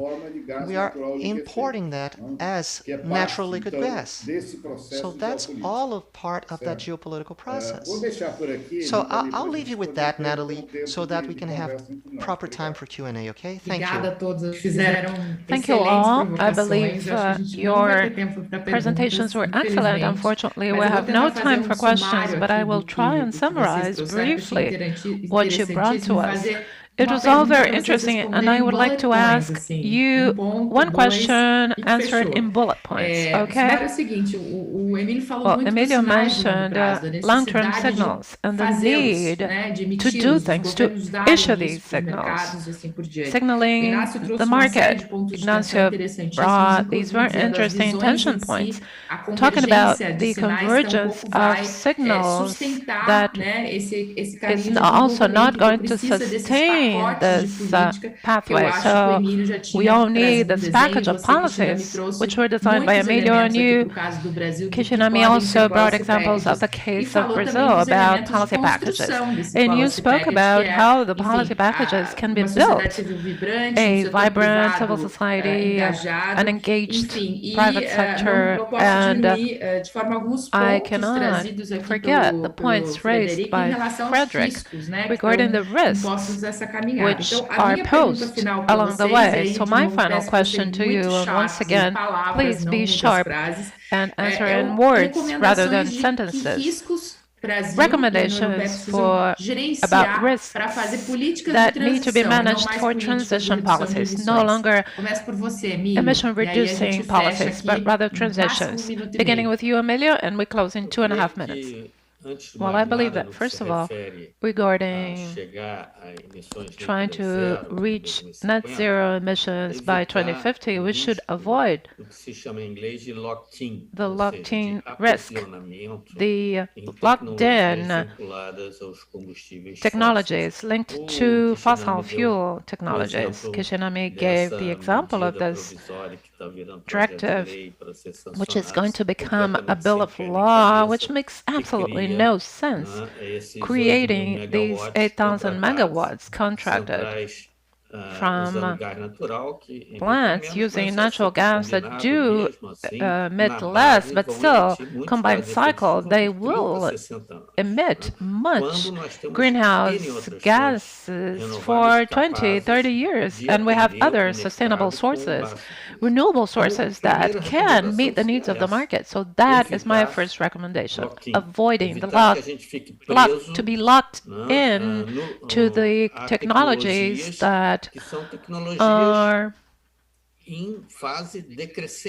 decreasing in their final stage, their final life cycle, I would say.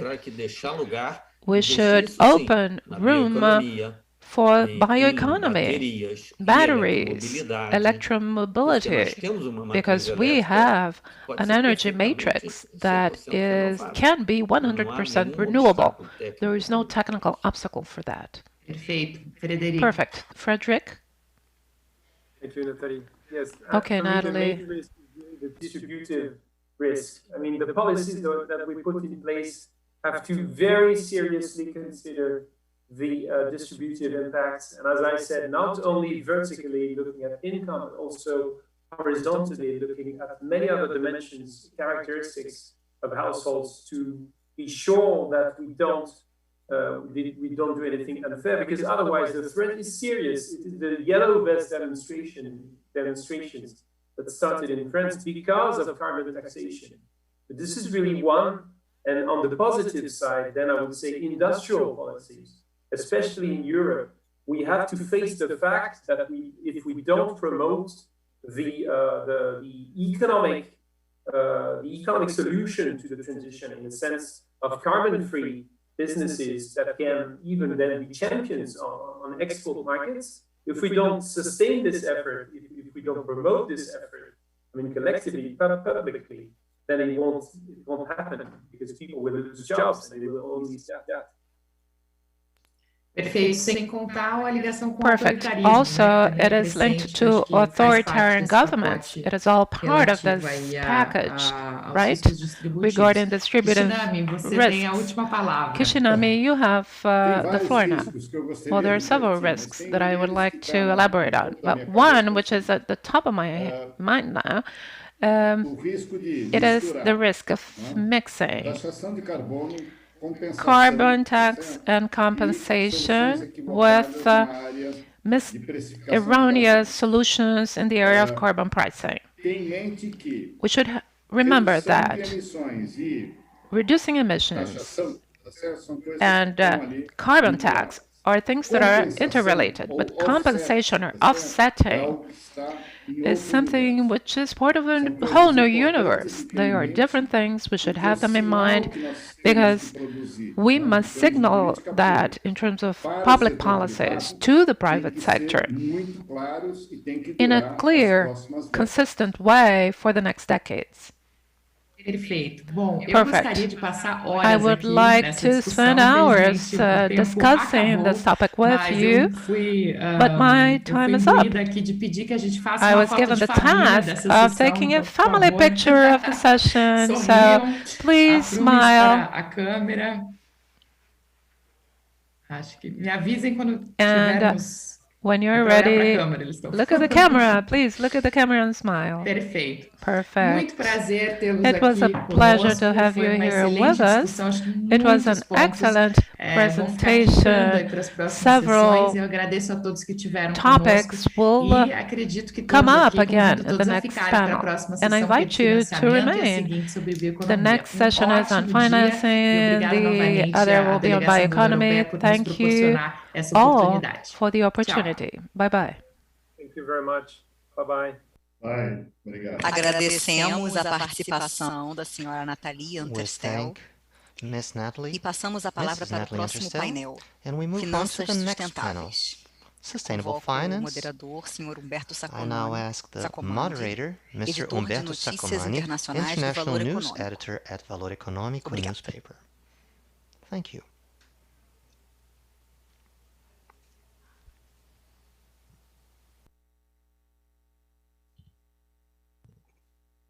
Olá.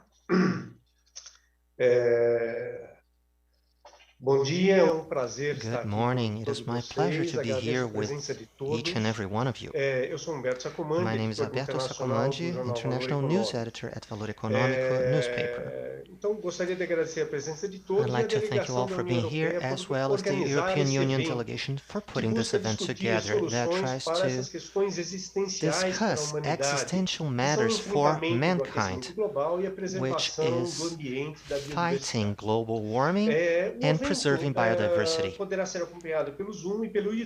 This event is taking place with simultaneous translation on Zoom. You can also follow it on YouTube. We're going to talk about sustainable finance, the process of leading the financial sector to invest in activities and projects which are environmentally friendly and sustainable. The previous panel addressed strategic policies to fight global warming. Those policies and strategies need finance. Part of that will be financed by state, and part of it by the private sector.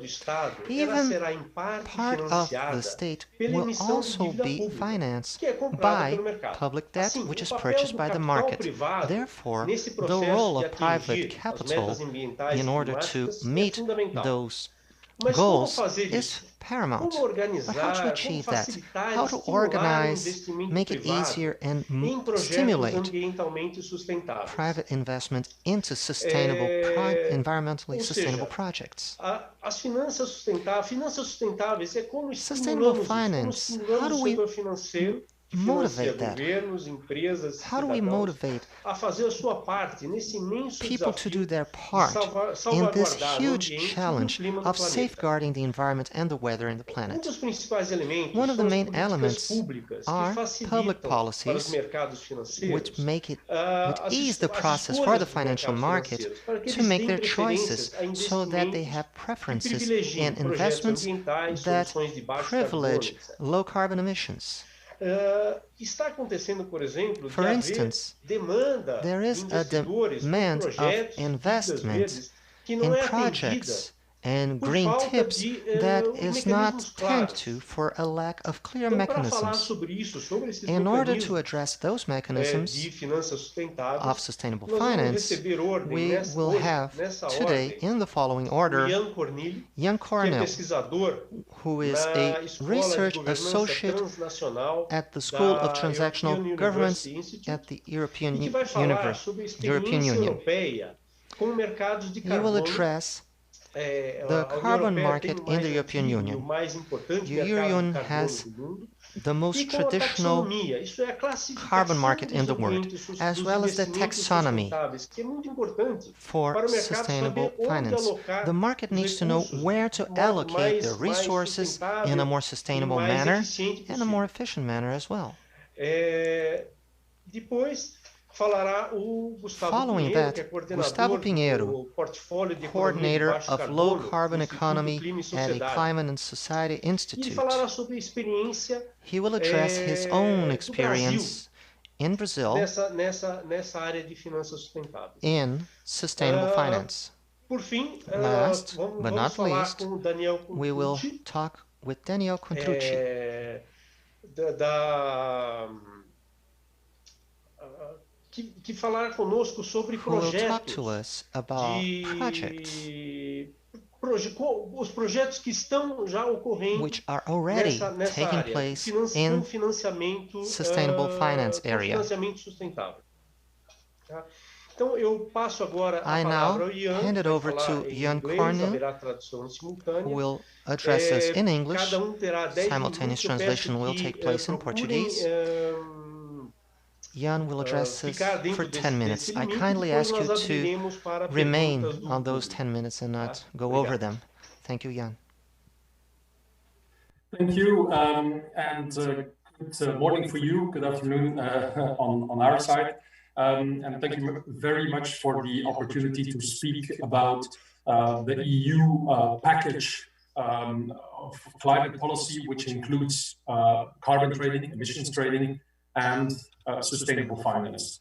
If you don't mind, I would share some slides, and I will stay within the 10 minutes by doing that.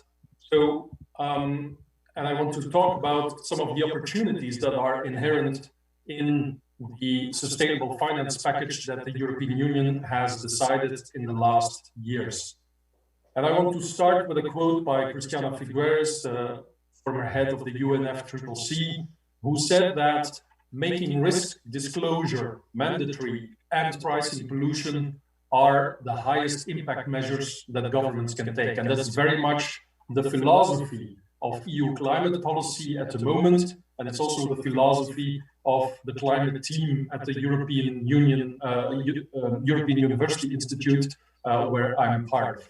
Now, you have talked in your introduction about emissions trading, and also in the previous panel there was some discussion on it.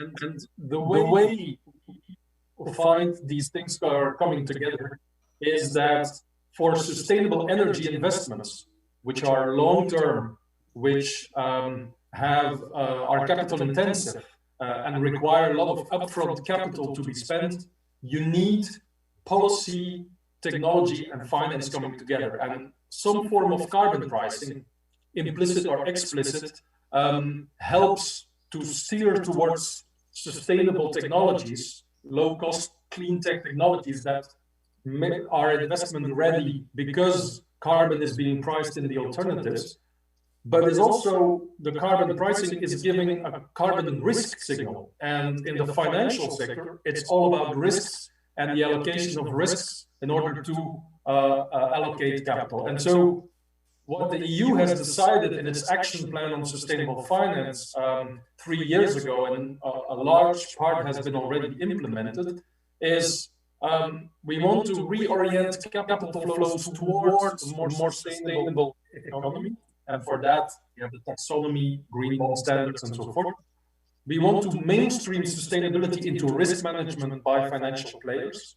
And there we have disclosure, transparency about the risks financial market participants are facing, but also the impact their decisions are having on the climate. So it's double, it goes both ways.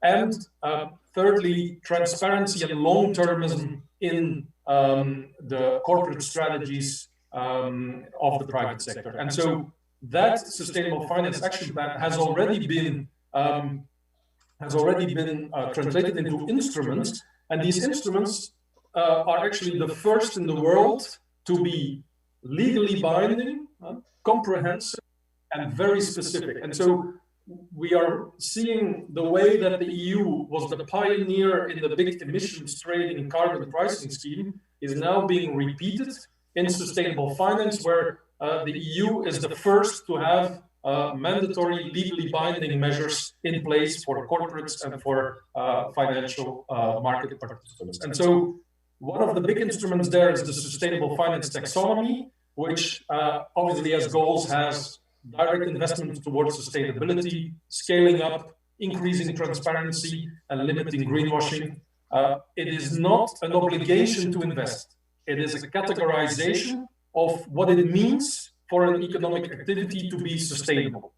It doesn't say you have to invest sustainably.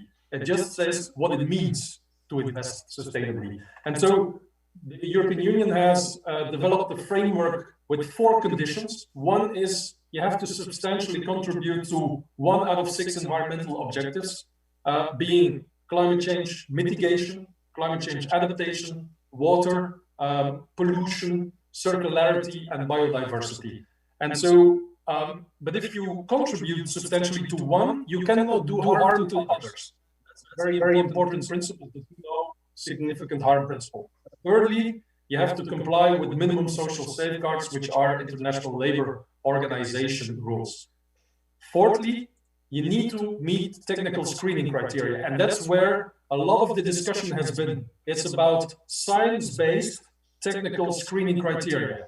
And obviously, there's a lot of sort of policy and politics involved, because what does it mean to be sustainable now? What does it mean in 10 years? What does it mean for a particular country? Is gas a sustainable fuel? Is it a transition fuel? So how can you know, if you want to invest in gas, can you call that sustainable or not? And so here's two examples, just to make this framework concrete. One, natural gas. Basically, the EU has not been able to decide, and that's already showing how contentious it is. But it says, well, if we follow science-based criteria, we can only consider gas as sustainable if where there's no other technological or economically feasible low-carbon alternatives. It has to reflect best-in-class performance. It cannot hamper development and deployment of low-carbon alternatives. And it cannot lead to lock-in of carbon-intensive assets. Now, those are pretty strict criteria, and basically, if you apply them, it's very hard to call natural gas a sustainable fuel, but it can be part of the transition. Now, if you look at electricity from bioenergy, there the technical screening criteria say the efficiency has to be quite high of the plant, especially if it's 100 megawatt and more plants. It has to be combined heat and power, and it has to use carbon capture and storage. So it means that only under these conditions, an investment into a bioelectricity firm will be considered sustainable. Now, the consequences of that are that if you want to, as a financial customer, want to buy into a fund, you want to, you know, invest your money, and you're saying, okay, I want to invest green, and I want to invest in some sustainability fund, then the organizers of the fund, the financial fund manager, has to respect all the taxonomy decisions on the technologies to be able to claim that the money being invested is sustainable. So the way the taxonomy is feeding into the transparency is by the sustainable finance disclosure. So EU-listed funds need to show the degree of sustainability according to the taxonomy. Secondly, corporates, so also non-financial firms, will in the future need to show to which extent their activities are sustainable in comparison with the technical standards and the criteria of the taxonomy. And this will be applicable to all financial market participants and corporates active in the EU market.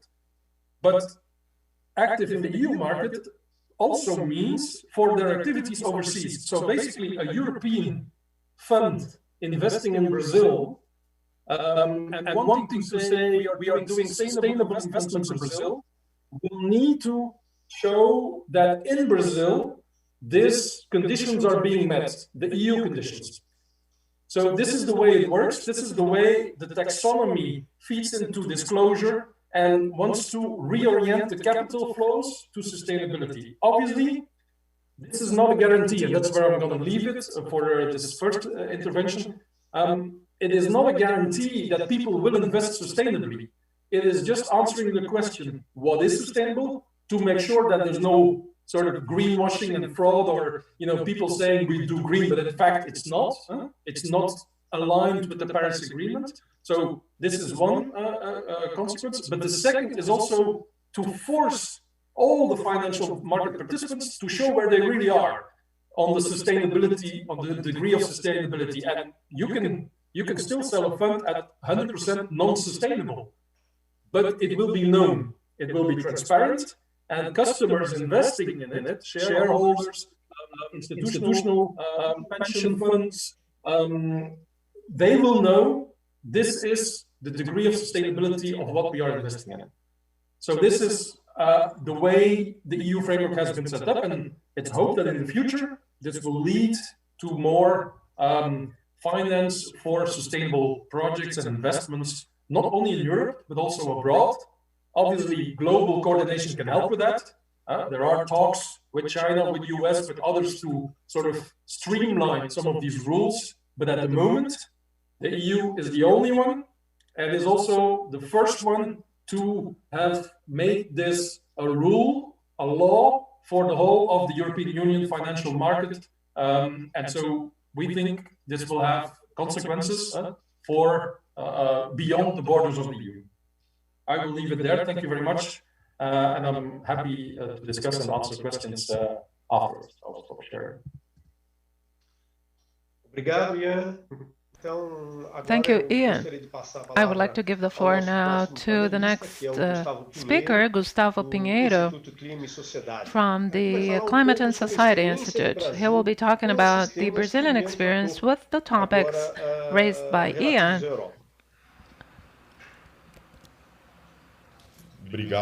Thank you, Humberto. I would like, first of all, to greet all of you who are watching us. I would like to thank the European Union delegation, the Ambassador Ignacio Ibanez, and the whole team who prepared the significant dialogue forum between EU and Brazil, and all the participants, Ian, Danielle from the panel, as well as the speakers from the previous panel, which was equally very interesting, and all the speakers that will follow me. Making a bridge with something that Ian mentioned at the end, and which is a good topic, it is the importance of taxonomy, so that we can separate things, apples from oranges, and reorient capital in the economy from sectors that emit too much to sectors that are aligned to the Paris Agreement objectives, and which will lead us to true reduction of emissions, taking us to a decrease of 2 degrees at the maximum, or perhaps 1.5 degrees, which will avoid this extreme climate events and scenarios that might lead to disasters. This is something we must highlight. The European Union provided us an important initiative with taxonomy and several others from different economic blocs. In China, they're advancing with the development of their own taxonomics, and this discussion cannot be ignored in Brazil. This is essential. Our challenge ahead is huge. Many mention the $100 billion annually from advanced economies being invested into the economies, the developing countries, but we must consider the size of the transformation that is requested from us, which requires not only resources coming from international cooperation, but the transition of all the capital allocated in the economy, be it private, sovereign, or, well, this will be reflected in 2 different markets: the stock market, the capital market, the so-called equity market, and the debt market, the bonds market. Just to give you an idea, the bonds market, according to ICMA, based on research, it is $128 trillion. That's the size of the universe of private bonds, 41 trillion, plus public, 87 trillion. National, multilateral bonds, plus agency bonds altogether. So we need to transform something which is absolutely unlabeled into certificate bonds as green bonds or sustainable bonds or social bonds, which are also contributing towards achieving the Sustainable Development Goals. Just to give you an idea of how far away we are, 2020 was the year with the highest emission of bonds, of sustainable bonds, and 1.7 trillion was the number of bonds issued, but it is 1.7 in a universe of 128 trillion, so we are close to 1.5–2%. We're still far away from the reallocation of assets that we must target to truly reach the size of the necessary ambition so that we can deal with this challenge of climate change. This is something we need to put into perspective. It is a relative success, yes, with the growth of bonds being issued, which will finance the transition. On the other hand, we have this huge challenge of being at the beginning of this journey. But we know that this journey needs to go quickly. The global economy has transformed itself only during wars. That is why some global events, such as the change with the new president in the United States, he says it is a war economy. That's what we need. The European Union will advance much with all the green financing, and this is going to provide the continent, the European continent, the ability to recover from the crisis, bridging the transition. Also, China approved its 5-year plan, transitioning towards an ecological economy, and the second U.S. package now bringing a whole universe of development of new sectors, attempting at being part of this race to zero, this new revolution, so to speak, this new industrial revolution that the world will go through, where greenhouse gas emissions are proxies of competitiveness. The less emissions, the more competitive you will be in the 21st century. So all the large economy blocks are doing that, and Brazil should not stay behind. Brazil has competitive advantages in different sectors because it has the lowest cost for emissions in the planet. Brazil could simply reduce 1/3 of its emissions by eliminating illegality, deforestation, illegal deforestation. It is just the cost of enforcing legislation. We know that Obama's supervision costs 10 million euros a year. I mean, it's ludicrous in terms of public finance. It's very cheap, and it's still not being paid for reasons that, well, we can read on the news. Yesterday, with the minister leaving, well, it shows why things are going on as they are. The other third is related to agriculture, which could become more competitive, more profitable. And instead of emitting greenhouse gas emissions, it could absorb them. And the remaining third comes from our matrix, transportation, energy, what has been explored, which has been elaborated so well by my colleague Roberto, an expert in energy. But I would like to stop now and give the floor to the next speaker, because I know we need time for discussions. Thank you, Humberto. Thank you, Gustavo. Now I would like to give the floor to Daniel Contrucci. He is the co-founder and director of Climate Ventures. He'll be talking to us about businesses and investments with environmental impact in Brazil. Daniel, you have the floor. Muito obrigado, Humberto. Thank you, Humberto. Ao convite, a toda a delegação Thank da you União for Europeia, inviting me here. Ignacio Ibanez. Prazer estar aqui com vocês. Thank you, Ambassador. Bom, It's a pleasure to be lugar here. de fala, acho que What traz principalmente am I allowed a to voz say? da sociedade I civil, mean, da I am iniciativa allowed to privada. talk about the civil society Então, eu and the atuo há private cerca de initiative. 15 anos I've been com working investimentos de for the impacto, past com 15 empreendedorismo e years inovação. with E entrepreneurship, em impact investment, and 2019, innovation. 2019, nós And in fundamos a 2018, para ser uma 2019, organização we founded que busca Climate trazer Ventures. apoio We estrutural, seek backbone support obtaining para o backbone desenvolvimento support desse campo da for economia development de baixo in carbono, that economia field net of zero low aqui no Brasil. carbon emissions E or quando zero nós carbon in iniciamos, eu Brazil. fiquei muito And as surpreso we de ver started, uma I was very ausência muito grande, surprised não só de at taxonomia, noticing mas também a lack of de taxonomy caminhos para and como also of fazer means investimentos on how verdes, to investimentos que de fato vão invest contribuir green, com invest soluções in que ajudem means that will contribute to the mitigation of climate change impact. Let me share my screen with you. This presentation will help guide you through what I'm trying to convey.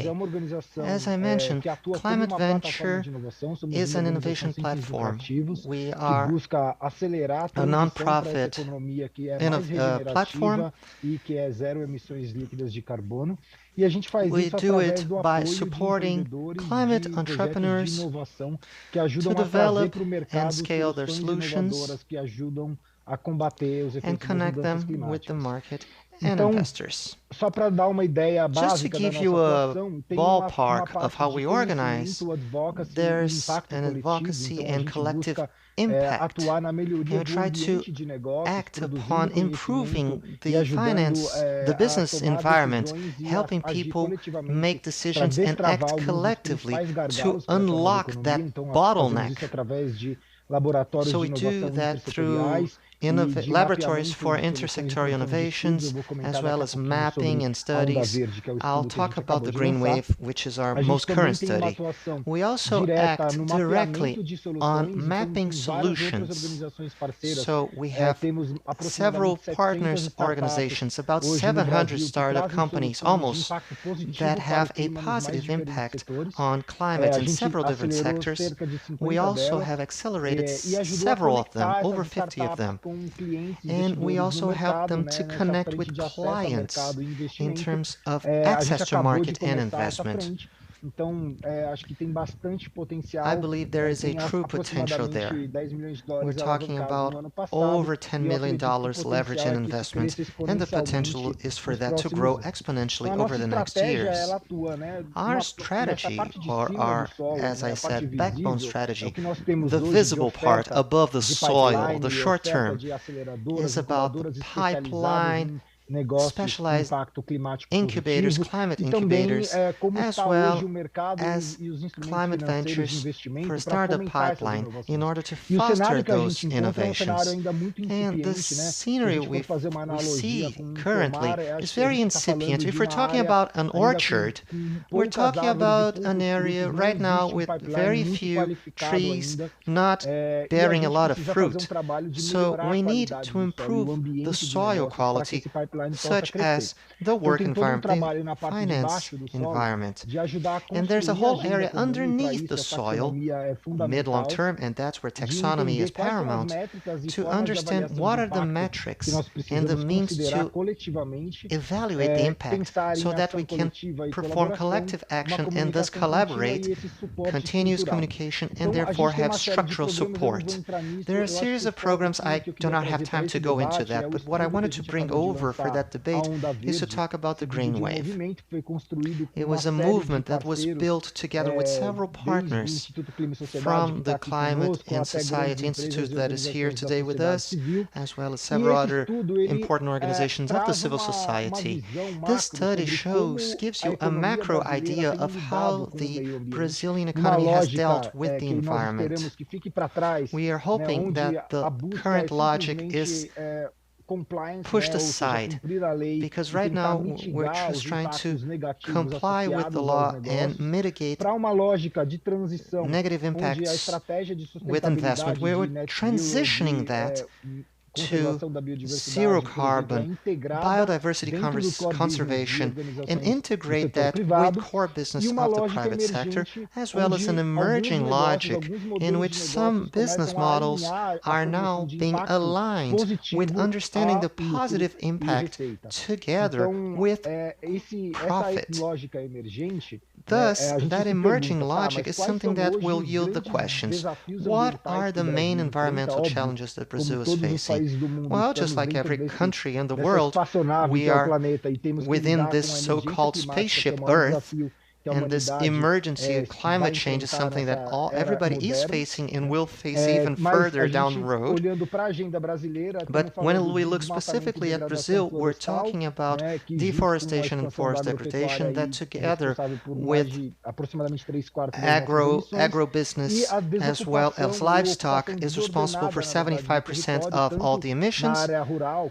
Also, when we're talking about illegal occupation, both in rural area as well as in urban area, shanty towns or the so-called favelas, low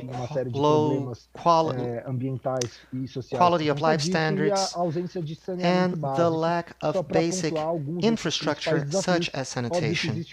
Naturally, that there is a direct cause and effect established that. I'm not going to go into that, but within that, we mapped what are the main sectors of the economy and what are the main environmental challenges per sector. This study is already available for you to consult. I will provide you later on with the link. But based on those challenges per sector, we're talking about forest, we're talking about agriculture, management of waste management, forest and land usage, logistics and mobility, as well as the industry itself. We map the main environmental challenges, and of course that all of those challenges need command and control actions. But once again, we're looking from a private sector perspective, a business model perspective that can help tackle those challenges. And we were able to separate them into 4 major opportunities for that green economy over the next decade in Brazil. We're talking about traceability of the value chains. When we're committing to net zero, you need to trace your value chain. Where are your commodities? Where are your raw materials coming from? Naturally, bioeconomy plays a key role here. We are just toddlers in that sense. We're just realizing the potential of that economy. Maybe Brazil has the biggest vocation to develop a sustainable bioeconomy based on preserving our ecosystems and therefore turning them into assets. Regenerative businesses, and naturally environmental assets market is something that we hope to expand and grow once Article 6 of the Paris Accord is in action. Water credits, circulation credits, all of that, an assets market that is growing in a voluntary market. I'm not going to go into all of them, but over 30 business opportunities for investments were mapped in each of those sectors. So the higher we go into that scale, we're talking about mitigation of negative impact. So a sustainable finance agenda, and the lower we go, those are business that can actually promote positive environmental impact. Let me just give you 2 examples that we have here that we've been trying to develop at Climate Ventures. One of them with forest and soil use, we're talking about logistic integration for distribution and commercialization of agro products. There are maybe hundreds of ventures that are producing responsible origin products, understanding bioeconomy, for instance, in the Amazon, and these products find great hardships and bottlenecks to reach the market. So we came up with an intersectorial innovational lab and put together over 50 organizations of expert organizations and put together a movement called Amazônia em Casa, Floresta em Pé. So Amazon at home, forest standing up, in order to be able to divert the flow of those products to reach the market. Digitalization, e-commerce, free market, so that they can bring about these products from Manaus and Belém, from the north of Brazil, to reach São Paulo, which is a major distributor point. This so-called Valley of Death needs to be needs to get out of that bottleneck. Just to wrap up, within water and sanitation, the penultimate one, solutions to increase water reuse in industry, agriculture, and housing, and bring access to communities which are outside of the main grid. In order to fix that issue, together with the IGUA Institute, we're able to create the very first IPU, which has as a goal to offer capital for investors who already have tested their MVP and access to the market, but also to take into account the acceleration process, a very customized one, in order to ensure that they can reach their full potential. I'll wrap my presentation up here so that we can also explore and go into Q&A for our debate. But in order to wrap up, I believe that we are facing a moment in which there's a huge gap between the current financial tools and sources of finance and the true needs of those entrepreneurs that time and time again cannot access those funds, be it because the risk is too high, be it because one of those chains of values are not properly structured, and there is a need to match philanthropy capital with blended finance and put them together in order to be prioritized that into the sectors. Let me wrap up because I'm really going fast here, but Humberto, I want you to be able to commandeer the Q&A section. Thank you, Daniela. I would like to begin now the Q&A session by asking Ian and Gustavo a question about the carbon market. Ian, based on the European experience, which is the main carbon trading market in the world, what are the difficulties found? Brazil is in the process of implementing its carbon market. What are the main difficulties? And based on your experience, what errors should we avoid to make along the way? And Gustavo, what do we still need in Brazil to implement our carbon market? Starting with Ian. Thank you, and thank you for the question.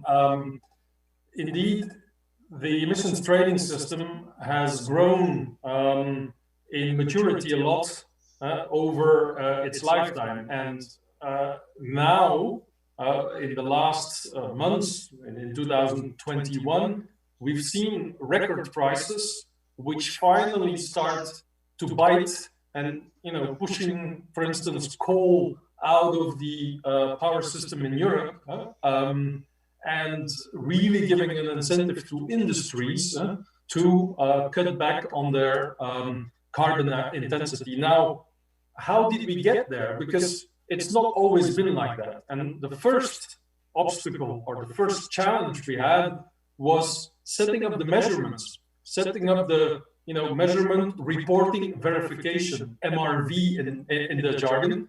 That's really important because without MRV, you cannot make your market work. And also making the link with the sustainable finance, you cannot, on a corporate level, report on what the emissions are of its activities and even less of the supply chain. So that's crucial. That's the first thing. And the European Union took some time for that. First phase was really setting that up. The second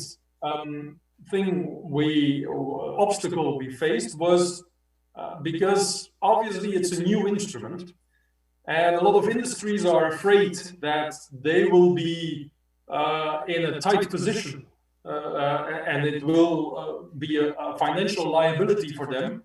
And so there was immense lobbying by the member states, by industries, to have a rather large allocation. And what we saw was that there was over-allocation. Basically, there were too many allowances in the market, and so the price dropped, and it didn't have much of an effect. And that has been corrected over time by an emissions path, which every year becomes tighter, and which, with the new goals, and it was voted today in the European Parliament, the new goal of reducing emissions with 55% by 2030, it means that in the next decade, every year, the number of allowances will reduce. So that was the second thing, over-allocation through lobbying, basically. And then the third that we faced was, finally, the market was more or less working, and then came the financial crisis. The banking crisis and the economic crisis that followed it, and again because of lower economic activity, there was not much of a signal there. And what we saw in Europe was that coal made a return in terms of investment in around 2010. It lasted for 5 years. New coal-fired power stations were being built, were being decided, on the back of a very low carbon price. And there, basically, the system, the emissions trading system was reformed in order to be able to take the hot air out of the system and keep the incentive. And it's called technically the Market Stability Reserve. It helps, it's a reserve to make sure that the price signal remains intact. And then the last thing that I just quickly want to mention is, now that the price is increasing, we, luckily in the last years, we switched from free allocation to auctioning, partially. And the auctions are now delivering a great deal of money, billions and billions of euros, which can be reinvested by member states and by the European Commission into low carbon technologies. And a lot of the innovations at the moment are being financed by that. And in the recovery, this money will also partly come from the auctioning of allowances. So it's generating by now a substantial amount of money to the governments, the national governments, but also the European one, which allows us to fund, for instance, the hydrogen development. Everyone talks hydrogen now, so but the money is there, and already this year, 1 billion, next year some more. There will be funding which actually is coming from the emissions trading system. So this is actually at the moment a success. It's not always been a success. I really want to stress that. I mean, don't think that in the European Union we only have policies that work perfectly. It's not true. But we learned from the mistakes, corrected them, and by now we have a fairly good working emissions trading system that we will expand to other sectors: maritime, aviation, heating and transport, but perhaps with some conditions attached. I'm not going to get there, but so this is what we learned. Thank you, Ian. What do we still need, Gustavo, to get there? Well, in the case of Brazil, we need a lot.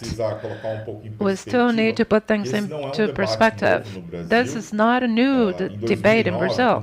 In 2009, when Brazil approved the national policy on climate change, Article 9 of the policy already addressed the creation of a Brazilian carbon trading market. And the stock market would be in charge of regulating this market, which never actually happened. Since then, Brazil developed a long process of studying carbon pricing plans through a partnership with the World Bank and the Ministry of the Economy, which was Ministry of Finance in the past. The market partnership for market readiness, trying to find out how this regulated market for reducing emissions would work. And now we're going into the partnership for market implementation, the next step. And we do hope we will advance in this implementation.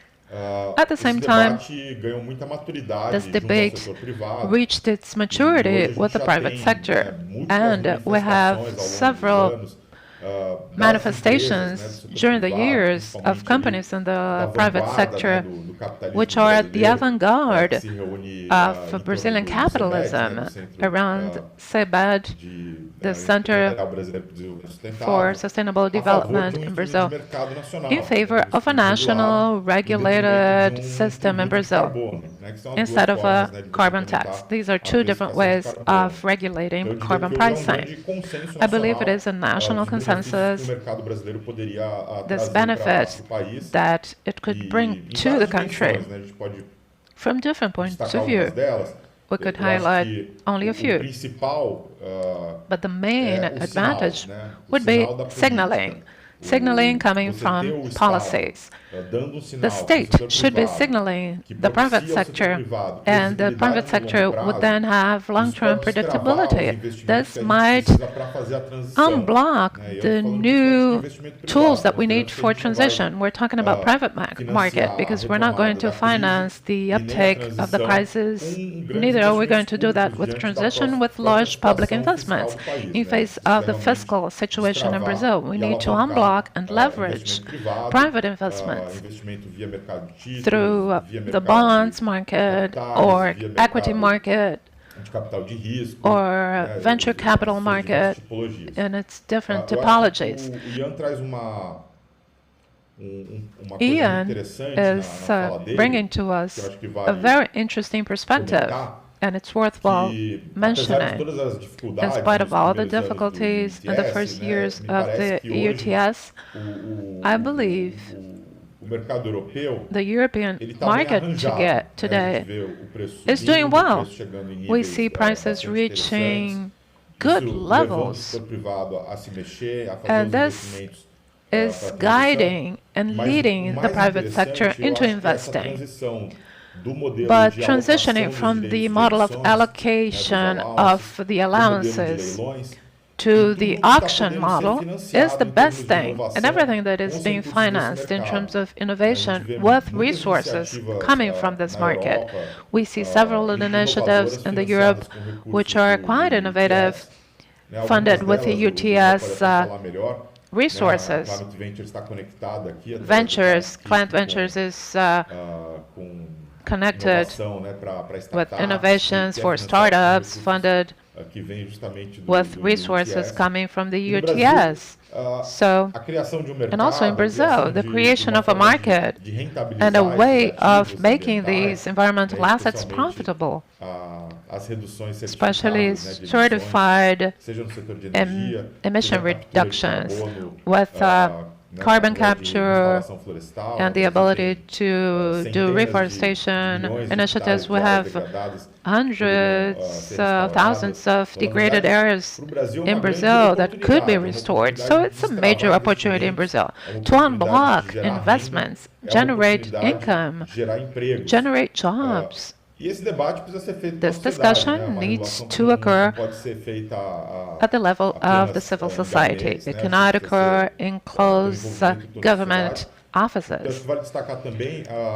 So we should highlight that at the beginning of the year, this debate reached the National Congress with PL 528 at the Chamber of Deputies. Marcelo Ramos from Amazonas, a forest state, proposed this bill and took the discussion to our parliament. I do hope this will provide a new pace, will provide us a sense of urgency. Brazil cannot be left behind in this zero emissions and zero deforestation target. We need to have a fair uptake to stop this 15% of unemployment. Almost 50% of our youth is unemployed in Brazil in some regions. It's a hopelessness climate that needs to be overcome. And the carbon trading and the investment based on transition are the solutions to the crisis so that we can go on this road to zero and reach zero deforestation and emissions in Brazil. Thank you. Now, Daniel, I would like to ask you, Gustavo mentioned great opportunities for Brazil. We are living a time in which there are so many capitals, so much equity looking for investments, and a lot of pressure on the part of civil society for that investment to be done into sustainable ventures. What do we still need to have these hundreds of billions of dollars in the world being invested into Brazilian projects? What do we need to do to facilitate that? Well, we're lacking in several areas, and compared to other countries in which the government works in tandem with people who have the initiative, here we're almost in a guerrilla situation. The climate venture, this was mentioned by the European Union as something that's the incentive. We're looking for that, but we're looking for philanthropy capital, because we're like I said, we're toddlers here. There is a huge financial gap. I already mentioned that. So several of the technologies that exist to solve the climate crisis are already developed and are already available in the market. What we do need to find business models that help to incorporate those innovations in a large scale. Let me give you an example. When we're looking at the main sources of emissions in Brazil, the way which we use our soil, in comparison to other countries, the energy matrix is not our Achilles heel, okay? We do have a huge potential to have a cleaner matrix, yes, but our great urgency is how can we retain our forest stock and we conserve them, and how can we produce food and transition the agriculture and livestock sector with the best practices of fixating nitrogen into the soil, for instance, to be incorporated into our day-to-day work. And this, you need to change the mindset of entrepreneurs for that. So in order for us to shed a better light on this decade, we need to invest in business models that truly help to make low-carbon agriculture something feasible and on a large scale. I'm taking into account everything that we do not depend on governments, okay? If we do not have a help from command and control so that legislation is followed, naturally that it already makes everything harder. So we're counting that over the next elections and the next governments, the next administrations will be more favorable towards what I mentioned right now. But still, capital mix is needed to finance that. We need a huge source of resources. We need long-term commitment to finance not just lost bonds, but to also finance business models that are high risk, but that also have a high potential of high positive impacts, nature-based solutions, and all of that market of bioeconomy that we're only scratching the surface. I don't know if I was able to answer this thoroughly for you, but we do need investment that hungers for high risk, but it is also innovative, so that then this capital can reach those innovations that have a high potential of positive climate impact. Well, I would like you to wrap up our section. I would like you to ask each other questions. What would you ask about each other's activities? This very theme, how can we advance in regards to that? What would you ask each other? Let me start with Gustavo. Thank you, Humberto. Quick questions for a quick answer, okay? Okay, let me ask Jan. How do you see the challenge of harmonizing European taxonomy with other countries and potential impacts on the commercial agenda? The border adjustment debate, is it growing? What is the next thing on the horizon?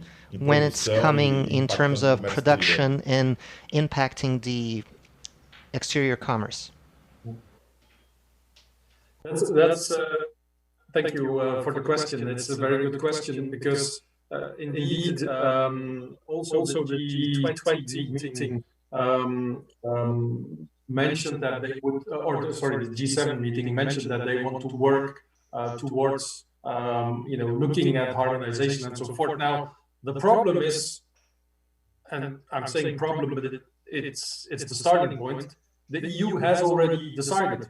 We have the rules in place. We have the metrics and indicators, lined up. So, in a way, the EU says we want to harmonize, we want to coordinate, but these are our rules. So it's a bit saying you have to adopt our rules, which is obviously not a great start for a conversation.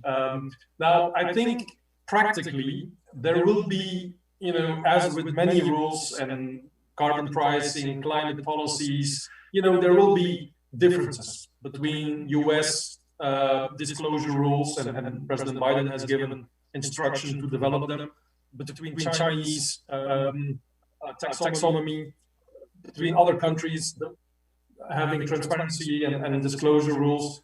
And that's not the big problem. I think the most important is that the big economic blocs are moving towards some form of disclosure, some form of taxonomy, some form of carbon pricing. We won't see that probably soon in the US, but we are still hoping for it. China has already gone that way. And so I think if that happens, then there can be a conversation about the metrics, the indicators, about the impact, because in the end, it's about moving capital. We should not forget that. It's not about the metrics. It's about having the capital into sustainable investments. That's really what needs to happen on a scale. And you mentioned that, but it's only small percentages at the moment, but on a much bigger scale. I mean, if you look at the global energy system, there's 1.5 trillion euro capital investment every year. And we can be happy that the share of renewables is increasing. It's now 25%, but it needs to go much further. So we're only at the beginning of this. And I'm going to jump to the question I will ask also to Daniel, because agriculture, and I'm very interested in what you say about this, because in Europe, agriculture is a smaller part of the emissions. Industry is bigger, transport is bigger, heating is in cold Europe is bigger. Agriculture is only 17% of the emissions, so roughly half of the share in Brazil. So, and we're struggling with it because it's the part that we need to start tackling, and it's not easy. And especially what is not easy is introducing market-based instruments in the agricultural sector. That's where we have a hard time. So carbon pricing is not applicable to agriculture.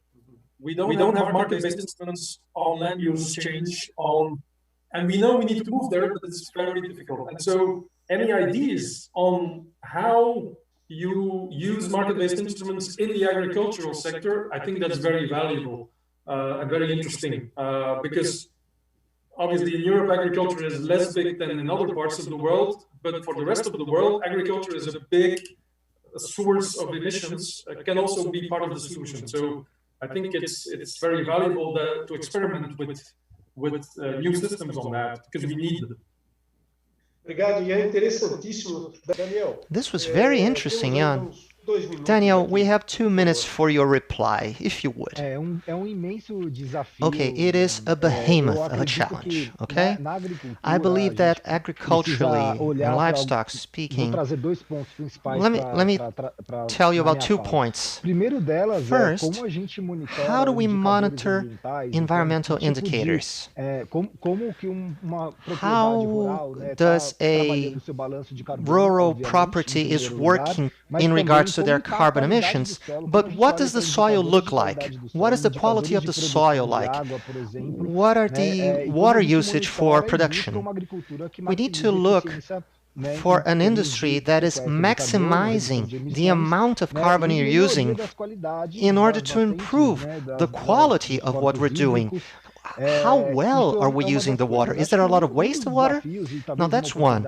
And one of the challenges that we have, and it might be an opportunity within the carbon market, is, well, understand that Brazil was a pioneer in heading carbon emissions through reduction of deforestation, and this is yielding a huge voluntary market, albeit a very disorganized one. The policies of that, they are not very robust. So we need to separate apple and oranges, the good from the bad, when we're talking about carbon credits, which comes from a forest area that is already in place and it needs to be conserved. Naturally, that those farmers, those owners are entitled to credit to conserve their areas, but this is a long shot from areas which have been deforested. And Brazil has a huge commitment, needs to have a huge commitment to reforesting that, and we are a far cry from reaching that goal by 2030. So how do we create incentives? Do we give them carbon credit when we're talking about regenerative carbon credit? When you are regenerating areas, areas that need a greater investment, a great workforce, you know, so those are the two things I would think we could talk deeper later on, because I'm sorry, we're out of time. I really wish we could go further into this. This was an amazing topic, okay? I really wish we could go further into this. And I really would like to thank you all, Gustavo, Daniel, Jan, and Gustavo, Daniel, I'm in São Paulo, and Gustavo, you're with the Guanabara Bay. Daniel, you have the forest behind you. I am so jealous. Oh, this is the Mantiqueira Atlantic Forest. I am so jealous. Well, here we have people have asked us to get a screenshot, so pose for picture.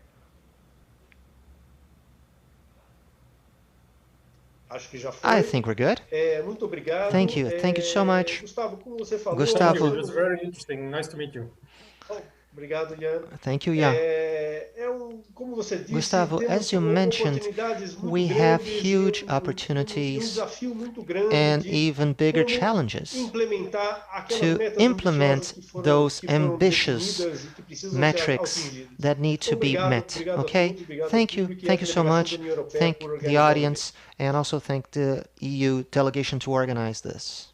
For organizing this. Agradecemos a participação do senhor I would like to thank Sacomandi, Humberto Sacomandi, senhor Ian Corneli, Ian Corneli, senhor Gustavo Pinheiro, Gustavo e Pinheiro, senhor Daniel Contrucci. and Daniel Contrucci Passamos for a their sessão para o participation. próximo painel, We will now go on to the next panel, Economia baseada na floresta. Forest-Based Bioeconomy. Convido o senhor Beto Veríssimo, diretor do Centro Mr. Beto Empresarial da Verissimo, Director Amazônia, of the Entrepreneurial Center of the Amazon, a iniciar will o be painel. the moderator. Obrigada. Thank you.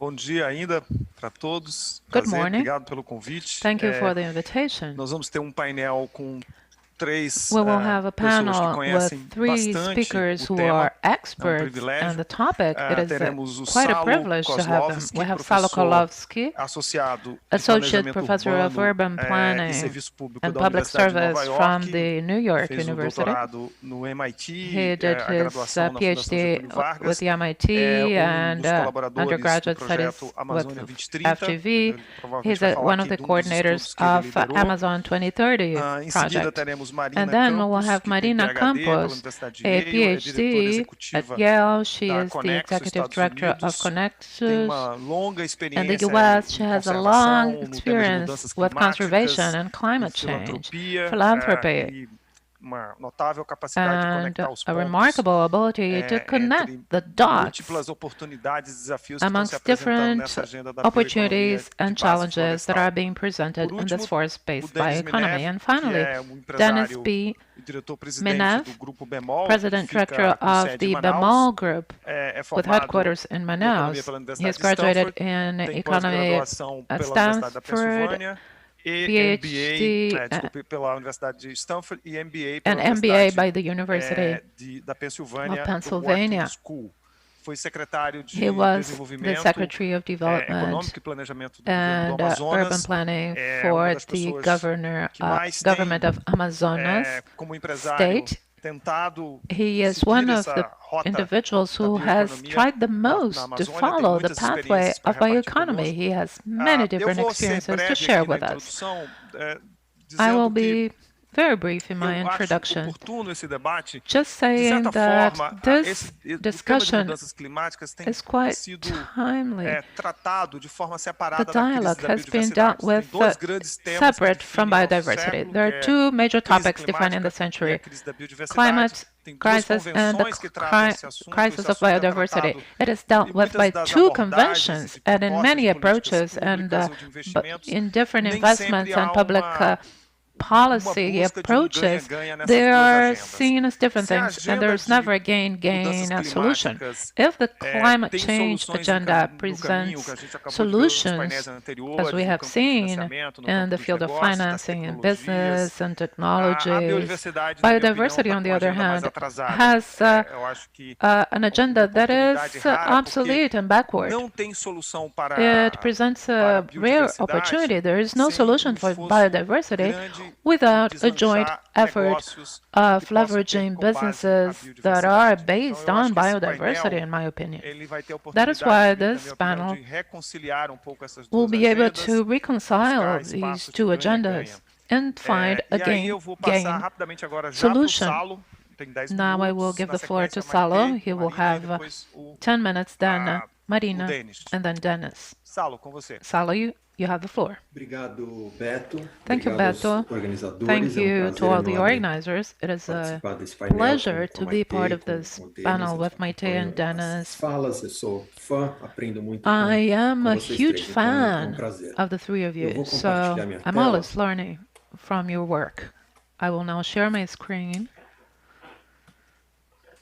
The study I'll be presenting was prepared in the context of Amazon 2030 in an attempt at understanding the opportunities for exporting forest products from the Amazon. So the question to be asked is, what are the products that are compatible with the forest that may leverage the Amazon economy still in this decade? So it needs to be ahead of us and available and needs to be taken on in the short term. Recent discussions around sustainable development in the Amazon have been around three major alternatives. The first are the forest carbon credits, especially from volunteer markets. The second alternative is the discovery of new products and compounds, enzymes and molecules and active principles and ingredients that are hidden in the forest and that probably are worth a fortune. And the third and classical topic around the Amazon is industrialization of natural products, which is adding value to products, trying to advance in the next steps of the value chain. Instead of producing only raw material, producing the industrialized product. So, during dialogues and discussions, these are the topics that are always addressed, but there is another one, not saying that the first three are unimportant, but there is a fourth member of the family that merits equally a room here. It is the ability for the Amazon to export higher volumes of raw material. I'm not talking about processed products. I'm talking about primary products that are already being produced by the Amazon region. They are producing in small amounts and exporting also in small amounts. So there is this possibility of having producers in the Amazon of reaching global markets. And I will try to clarify what I mean by saying that. So, just to give you an idea of what this is all about, there are databases around the world saying what each country exports. So what everybody imports and exports from everywhere else. This is part of an official catalog. All countries have prepared this catalog, and there are 5,000 products here. This is used for tax reasons. So if you import and export, you know how much tax you need to pay, but it's also useful to know who's selling what to whom. When you analyze the exports coming from this Amazon states, you see that the protagonists are always the same: soy, iron ore, and the major products from agriculture, livestock, it's corn, aluminum oxide, copper ore, beef, cotton. So $40 billion a year are being exported by the Amazon over the last 3 years on average. 80% or so, 86% include these 10 products that are being exported the most. But the list is much longer. It includes almost 1,000 products. There are people in the Amazon who can find a buyer and produce at quality level that at a level that is quality enough to sell abroad. I have screened here and found those who are compatible with the forest. They are extractive products such as the chestnut, those coming from fishery, typical products from the agroforestry like pepper or cocoa, and others like pineapple, mango, fruits or vegetables, those who are sold when they are sold in their natural form, they have high value added. These are some of the compatible products. We have $300 million being exported by the Amazon already, and pepper is the most important one. It is produced in Pará, in the region of Tomiaçu. About $100 million in pepper are being exported. Going down the list, we find other products that are reasonably important. Fishes, Atlantic fishes, sea, water fish, and palm oil, and fruit juices. They don't have a specific code, so we have other fruits. Acerola and passion fruit are included. And the so-called Brazil nut, and also the inside of fish. This is something which is sold especially in China. These are things that are sold by the Amazon. $300 million is not a lot. But this is something which is being produced by small communities, traditional communities. $300 million a year is significant. However, it is, or looks more significant if you look at the world impact. Looking at these products all over the world, they move $176 billion in the global market. It is the blue bar to your right. This is the size of the global market. The participation of the Amazon proportionally is this blue line here. You almost can't see it. This is the central message of this study. Amazon has 30% of the global tropical forest, and it has a participation in the market of 0.17%. In the markets where it's already participating. I'm not talking about products that are not being sold by the Amazon, like vanilla. It has a participation close to zero. This is another slide showing that each one of these products have a potential market that is huge. If you talk about the voluntary carbon credit for the forest, the figure that's being mentioned is around $150 million a year in carbon credits for volunteer carbon credits for the forest. Dry black pepper in grains, in seeds, not being crushed, is 108 million. So the credit needs to grow almost tenfold to reach this market. This is only in grains. If you include the crushed black pepper, then it's even more. And the inwards of fish is 33 million. And the Brazil nut, ready to be eaten. The Amazon exports $16 million. The global market is worth 364 million. So in the last column, we see that in all these products, the Amazon has a very minute participation in the market. The exception is the Brazil nut with the shell, 47%. That's because we export the raw nut to Peru and Bolivia. They process it and then export it abroad, especially to Europe. But even back to Brazil, Brazil exports the raw nut to Bolivia and then it processes it and sends it back to Brazil, sells it back to Brazil. So, if this market is not being led by Brazil, who is leading it? This map shows some selected products, and who's the leader in those? For the Brazil nut, the leaders are other tropical countries, as poor or even poorer than Brazil. We're talking about Bolivia, the major exporter of Brazil nut.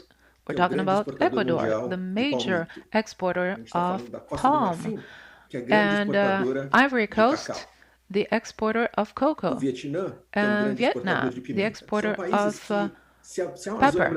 If the Brazilian Amazon has difficulties in structuring its businesses, businesses face difficulties in operating in the Amazon, well, these other countries don't have an easier life. Bolivia doesn't have a coast. It needs to export to Brazil and then it needs to go around the Panama Canal to come back. I mean, still, they are successful. They are more successful than we are with the Brazil nut. Why is the participation of the Amazon so minute? There is no complete answer. We are only now starting to investigate this. But we have some ideas, some clues of what might be happening. The European Union and the United States have a health surveillance system that is quite demanding. To get in there with your product, it needs to fulfill some very rigid criteria. And these charts show data for the European Union, for the Brazil nut, and then Bolivia and Brazil. To the left, we have the exports in euros. In the year 2000, until the year 2000, we were close to Bolivia. And since then, the Brazilian production dropped, and the Bolivian production skyrocketed.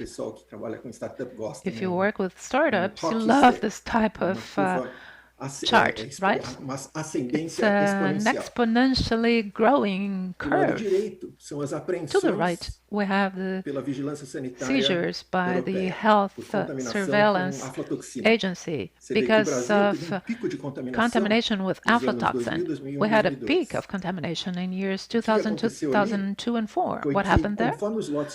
As the batches came contaminated, the European Union increased their rate of inspection. Brazil didn't solve its issues and started buying more and more batches that were contaminated. And then suddenly the EU decided that all batches coming from Brazil needed to go through inspection. The cost was so high that Brazilians gave up investing and exporting to Europe. In Europe, you'll only find nuts coming from Bolivia. The Brazilians could not reconquer this market. There's a whole interesting story of how Bolivia did this and how Brazil was left behind. We could talk about this later.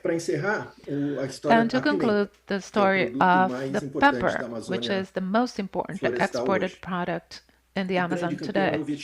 The champion is Vietnam. The two charts tell the same story. In the year 2000, they were equal in a tie, and then Brazil increased, but then Vietnam increased even more. And what happens today? The contamination of Brazilian pepper with salmonella has been growing. the blue line is going up. And the EU is increasing its inspection, and we cannot meet their requirements. So we can't see some light at the end of the tunnel. If we go on as we are now, the market will close. And in Bolivia and in Vietnam, they don't have those problems, so we need to learn with them. And we need to apply those lessons to Brazil. So the idea of how we can expand this by meeting the needs of demanding clients and adding value to the product through compliance with health requirements and then having a presence in significant markets. This is something which has been neglected, but it has a promise for the region. That was all I had to say. Thank you. Maite, if you will. Bom, primeiro eu gostaria de agradecer, Beto, pelo convite para participar desse painel for being here, part of this such an interesting panel with such interesting people. I'm privileged to work with Denis Minef as I was in the Environmental Secretariat of the Amazon. Saulo, you've been an inspiration to me. Beto, you as well. So I feel like I'm among friends. It's my pleasure to also be part of the taking part in this with the European Union. Now, on my end, I think Saulo has made it quite clear when we're talking about saving on quality and thinking about quality of those products. Maybe this is one of our biggest bottlenecks that affects exports, and that also affects the scalability of our business, of our bioeconomy business.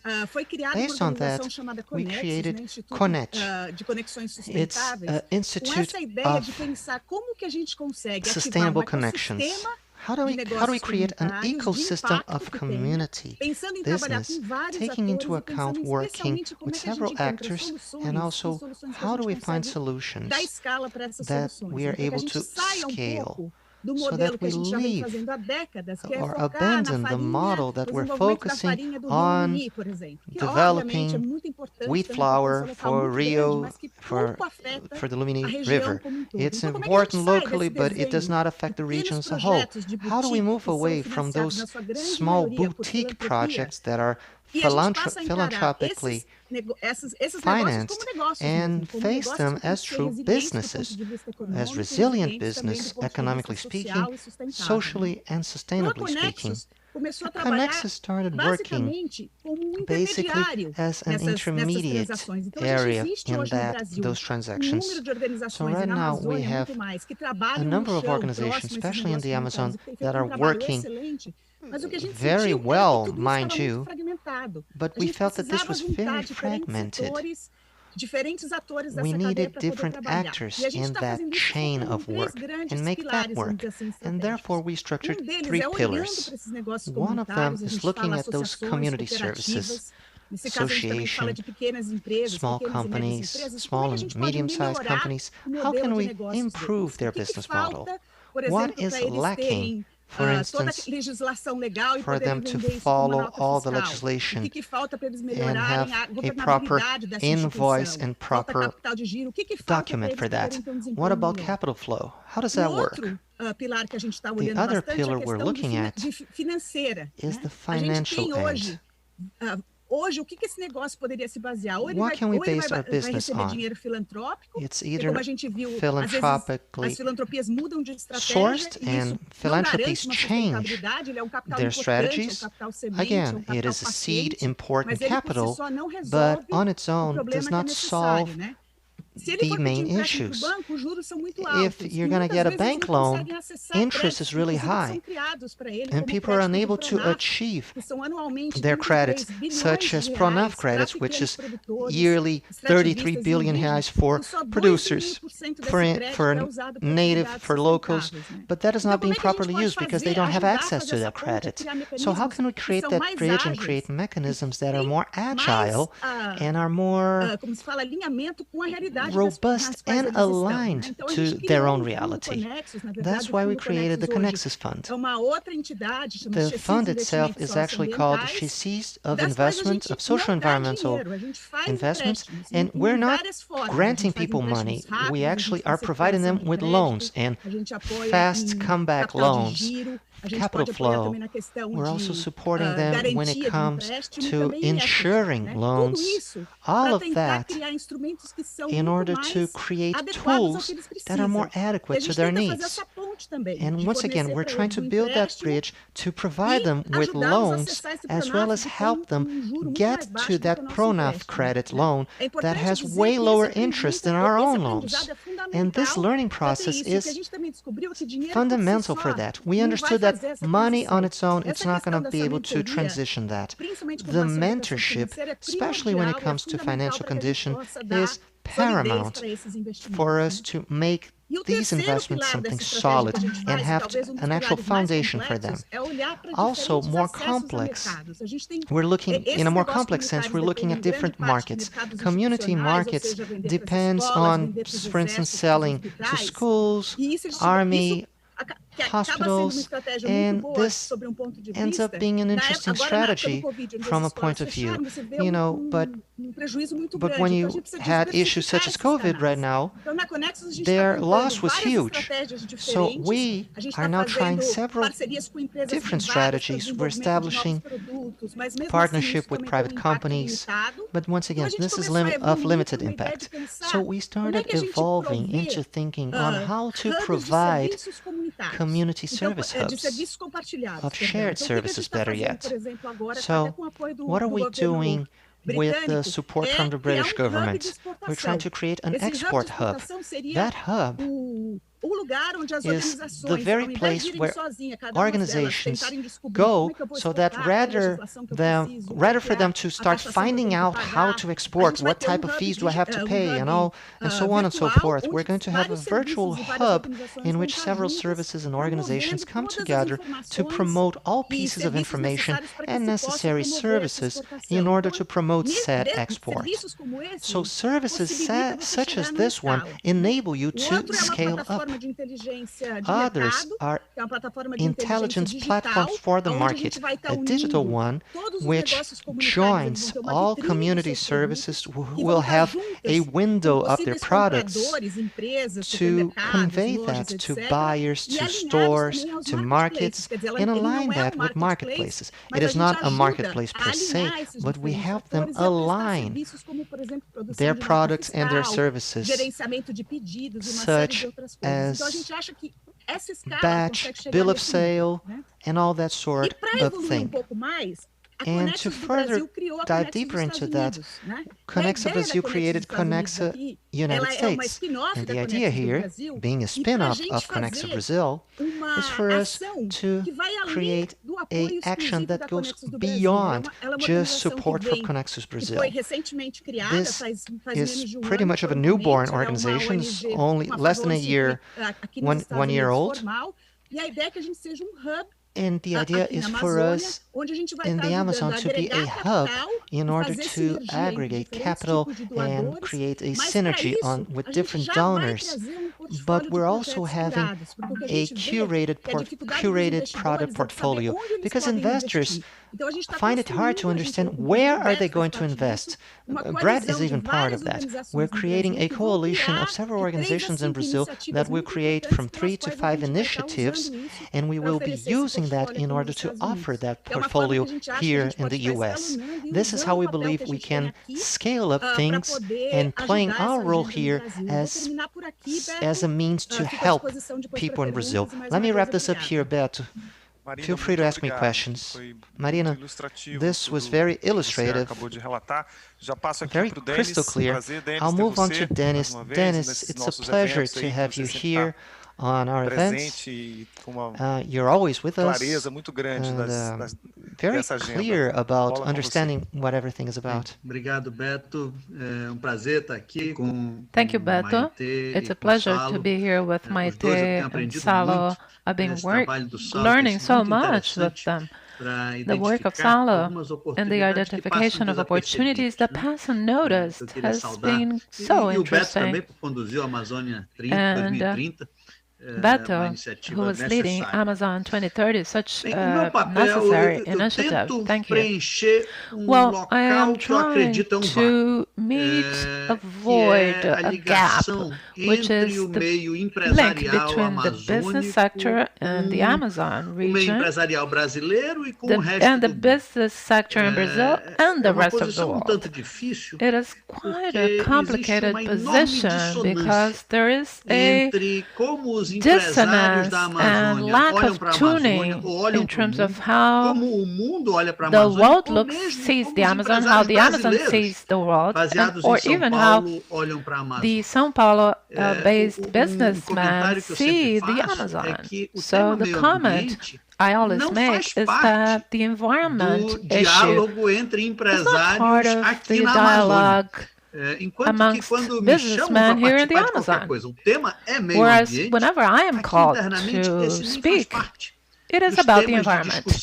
Here in the Amazon, we're worried about the economy. We're worried about jobs, not the environment, actually.